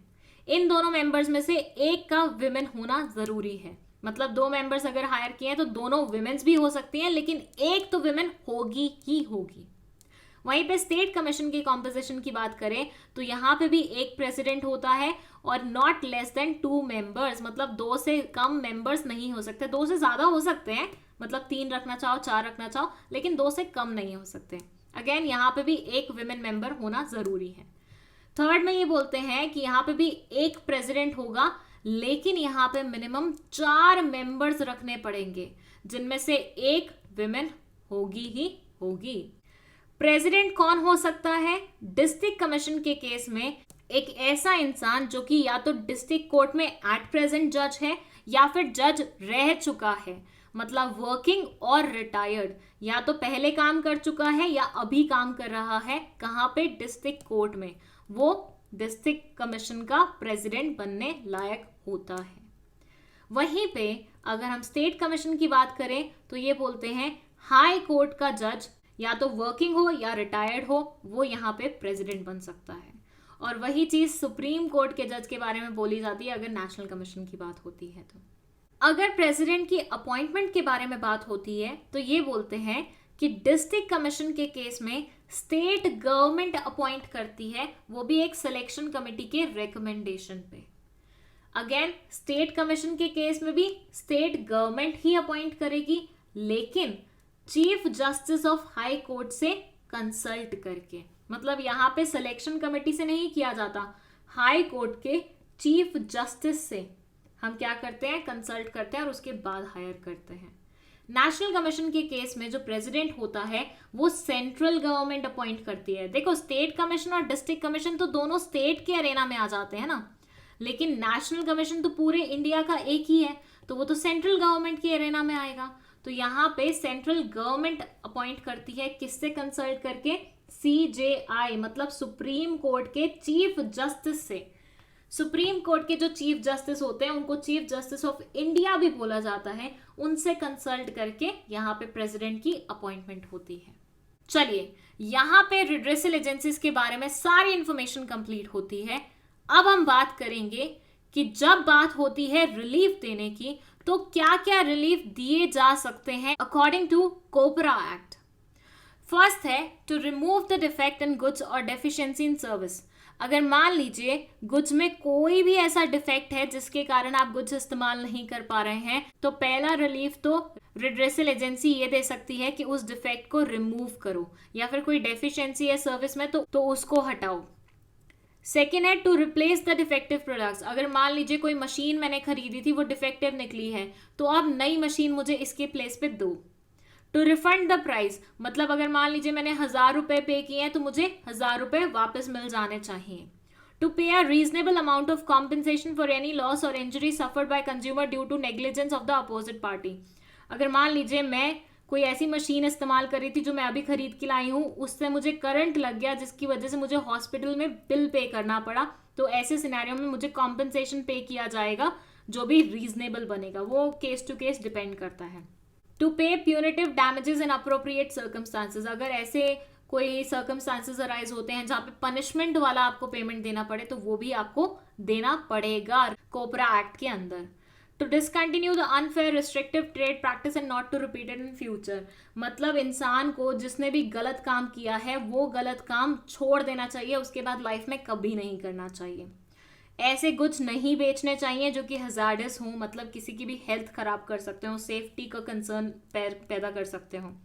हजार्डस गुड्स को सेल से हटा देना चाहिए, विड्रॉ कर लेना चाहिए, और ऐसे गुड्स बनाने ही नहीं चाहिए जो कि किसी भी इंसान को हार्म कर सकते हो। चलिए अब हम आ जाते हैं इस चैप्टर के लास्ट टॉपिक पे, जो कि है role of consumer organisations and NGOs. Government ने अपना पार्ट निभा दिया, लेकिन उसके अलावा भी बहुत सारी ऐसी ऑर्गेनाइजेशंस हैं जो कंज्यूमर की बेटरमेंट के लिए काम कर रही हैं, तो उनका क्या क्या रोल बनता है उसे जानेंगे। अब हम सारी चीजें पॉइंट वाइज दी हुई हैं, तो एक एक करके सारे पॉइंट्स पढ़ लेते हैं। पहला पॉइंट है कि consumer organisations basically general public को एडुकेट करने का काम करती हैं। अब देखिए बहुत सारे लोग इंडिया में ऐसे हैं जो इलिटरेट हैं, जो पढ़े लिखे नहीं हैं। अब वो बेसिक ABCD नहीं पढ़े तो वो अपने कंज्यूमर राइट्स को कैसे पहचानेंगे? उन्होंने थोड़ी ना CPA मतलब कंज्यूमर प्रोटेक्शन एक्ट पढ़ी है आप लोगों जैसे। आई एम प्रीटी श्योर आप लोग भी पढ़ के भूल जाएंगे इसे, क्योंकि 10th में आपने पहले पढ़ा था ये चैप्टर, बट कितने लोगों को क्या याद था? तो आप लोग भी भूलने ही वाले हैं। तो आप सबको प्लस इलिटरेट्स को जिन्होंने कभी पढ़ा भी नहीं है इनके बारे में और सुना भी नहीं है, उन सबको कहीं ना कहीं एडुकेट करने का काम कंज्यूमर ऑर्गेनाइजेशंस करती हैं, NGOs करती हैं। वो अलग अलग प्रोग्राम्स कंडक्ट करती हैं, सेमिनार्स कंडक्ट करती हैं, वर्कशॉप्स कंडक्ट करती हैं और उनके थ्रू लोगों तक जानकारी पहुंचाती हैं कि भैया देखो ये तुम्हारे राइट्स बनते हैं, ये तुम्हारी रिस्पॉन्सिबिलिटीज़ बनती हैं, ये कंपनी अच्छी है, ये कंपनी के ऊपर कोई ना कोई केस चल रहा है, इसके प्रोडक्ट्स अच्छी क्वालिटी के होते हैं, इसके प्रोडक्ट क्वालिटी वाइज अच्छे नहीं होते। तो ये सारी जानकारी आपको मिलती रहती है कंज्यूमर ऑर्गेनाइजेशंस के थ्रू। सेकेंड पॉइंट है कि ये पब्लिश करती रहती हैं पीरियोडिकल्स और अदर पब्लिकेशन सो दैट लोगों के पास लेटेस्ट जानकारी पहुंच पाए। देखिए जैसे आप हैं, आपने पढ़ लिया सीपीए के बारे में, ठीक है, आपने कंज्यूमर राइट्स जान लिए, लेकिन अभी फिलहाल कौन सी कंपनी पे किस तरह का केस चल रहा है, कंपनी ने किस तरह का फ्रॉड किया, कौन सा कंज्यूमर कोर्ट पहुंचा किस केस को लेके, ये सारी जानकारी भी तो आपके पास होनी चाहिए ना, ताकि आपको पता चले कि हाँ भाई इस एक्ट में कुछ ना कुछ भागदौड़ चल रही है, कुछ ना कुछ लोग बाग कर रहे हैं, राइट। तो जितनी भी कंज्यूमर की प्रॉब्लम्स होती हैं, लीगल रिपोर्टिंग जो होती है, रिलीफ्स कौन कौन से अवेलेबल हैं, और जो भी बाकी इंटरेस्ट के मैटर्स होते हैं, वो सब के बारे में जानकारी इन पीरियोडिकल्स, इन जर्नल्स के थ्रू आपको पहुंचाई जाती है कंज्यूमर ऑर्गेनाइजेशंस द्वारा। नेक्स्ट है कि ये कभी कभी टेस्टिंग भी करवाती हैं। जैसे कि मानिए एक क्रीम है, वो क्रीम वाले बोल रहे हैं, मतलब वो क्लेम कर रहे हैं कि हमारी क्रीम में 50% एलोवेरा मिला हुआ है। अब भैया देखिए, एलोवेरा ऐसे देखने में तो समझ में आता नहीं कि आपने क्रीम खोली तो आपको एलोवेरा ऊपर तैरते हुए दिख गया कि भैया हाँ वाकई में डला हुआ है। तो आप कैसे मानेंगे कि वाकई में इस पर्टिकुलर क्रीम में एलोवेरा डला हुआ है, बताइए। तो इसके लिए क्या होता है कि इन क्रीम्स को लैब्स में भेजा जाता है जहाँ पे साइंटिफिक एक्सपेरिमेंट्स होते हैं। एक्सपेरिमेंट करने के बाद या फिर पूरी टेस्टिंग करने के बाद पता चलता है कि इसके अंदर क्या क्या मिला हुआ है और किस किस प्रोपोर्शन में मिला हुआ है, और वो जानकारी फिर आप तक पहुंचाई जाती है पीरियोडिकल्स के थ्रू। सो ये जो लैब्स में टेस्टिंग करवाने का काम होता है ना, वो कौन करती हैं? वो कंज्यूमर ऑर्गेनाइजेशंस करती हैं। ये आपके बिहाफ पे डिफरेंट प्रोडक्ट्स को लेके जाती हैं लैब्स में, वहाँ पे टेस्टिंग करवाती हैं, पता कराती हैं कि कंपनी जितने भी क्लेम्स कर रही है, कंपनी जो भी बोल रही है, क्या वह वाकई में सच है भी कि नहीं है, और उसके बाद जो भी उसके रिजल्ट्स निकलते हैं वो आप तक पहुंचाती हैं ये पर्टिकुलर पीरियोडिकल्स के थ्रू। देन उसके बाद है encouraging consumers to strongly protest and take an action against unscrupulous, exploitative and unfair trade practices। देखिए बहुत बार क्या होता है, कंज्यूमर अकेला पड़ जाता है, बहुत ज़्यादा परेशान हो जाता है कि मैं अकेला क्या ही कर पाऊंगा, छोड़ो मेरे साथ गलत हो गया, इट्स ओके, भगवान जी इन्हें सज़ा देंगे। बट हमेशा भगवान जी सज़ा देने नहीं आते हैं, कभी कभी आप ही को इनिशिएटिव लेके उनको पहुंचाना पड़ता है वहां तक जहां पे वो जाना डिजर्व करते हैं। तो उसमें आपकी मदद करता है कंज्यूमर ऑर्गेनाइजेशंस। जो लोग अकेले पड़ जाते हैं, जिनके पास लीगल रेमेडी के लिए पैसे नहीं होते या फिर उतना बैकग्राउंड नहीं होता कि वो समझ पाएँ उन सब चीज़ों को, तो वहाँ पे मदद प्रोवाइड करती है कंज्यूमर ऑर्गेनाइजेशंस, उनको बैकिंग प्रोवाइड करती हैं, उनके साथ खड़ी रहती हैं, स्टैंड लेती हैं उनका, और मेक श्योर करती हैं जो भी कल्प्रिट्स हैं, जो भी धोखेबाज लोग हैं, जिन्होंने भी एक्सप्लॉयटेशन की है, उन सबको सजा मिले। देन है प्रोवाइडिंग लीगल असिस्टेंस। जो पॉइंट के बारे में अभी हमने बात किया उसी को ही अलग से लिखा हुआ है कि अगर मान लीजिए कभी कभी कोई इंसान को लगे कि भैया वो तो लीगल फीस वगैरह अफोर्ड नहीं कर सकता, उसके पास तो उतने पैसे वैसे हैं नहीं, तो उस टाइम पे भी कंज्यूमर ऑर्गेनाइजेशंस मदद करती हैं और कहीं ना कहीं उनको लीगल असिस्टेंस, लॉयर्स वगैरह जो भी उनका केस लड़ सकते हैं, या फिर क्या करना चाहिए क्या नहीं करना चाहिए, किसके पास जाना चाहिए कंप्लेंट फाइल करने, वो सारी तरह की हेल्प प्रोवाइड करने का काम भी ये दोनों चीज़ें करती हैं। देन है filing complaints in appropriate consumer courts on behalf of consumers. देखिए समटाइम्स क्या होता है ना, कंज्यूमर्स ना कंप्लेंट फाइल करने के लिए बचते ही नहीं है, मर जाते हैं या फिर पागल हो जाते हैं या कुछ और हो जाता है। तो ऐसे सिनेरियो में उनके बिहाफ पे कंप्लेंट कौन फाइल करेगा? समटाइम्स कंज्यूमर फॉर से हॉस्पिटलाइज हो जाते हैं, खुद के पास उनके पास उतनी पावर नहीं है कि वो कंज्यूमर फर्म तक चले जाएं। तो ऐसे सारे सिनेरियोज में उनके बिहाफ पे केस लगाने का काम कौन करता है? कंज्यूमर ऑर्गेनाइजेशंस करती हैं। नेक्स्ट है taking an initiative and filing cases in consumer courts in the interest of general public, not for an individual. Sometimes ऐसा भी होता है कि किसी एक पर्टिकुलर इंडिविजुअल का नुकसान नहीं हुआ, लेकिन जनरल पब्लिक का नुकसान हो सकता है किसी एक पर्टिकुलर चीज से। जैसे मान लीजिए मैगी पे एक बार सवाल उठा था कि इसमें किसी एक पर्टिकुलर चीज का मात्रा जितना होना चाहिए उससे ज्यादा होता है, तो ये अनहेल्दी हो जाती है। बहुत बवाल चला था, बहुत टाइम तक मैगी पूरे मार्केट से गायब रही थी और जो हॉस्टलर्स वगैरह रहते थे उनकी तो आफत ही आ गई थी।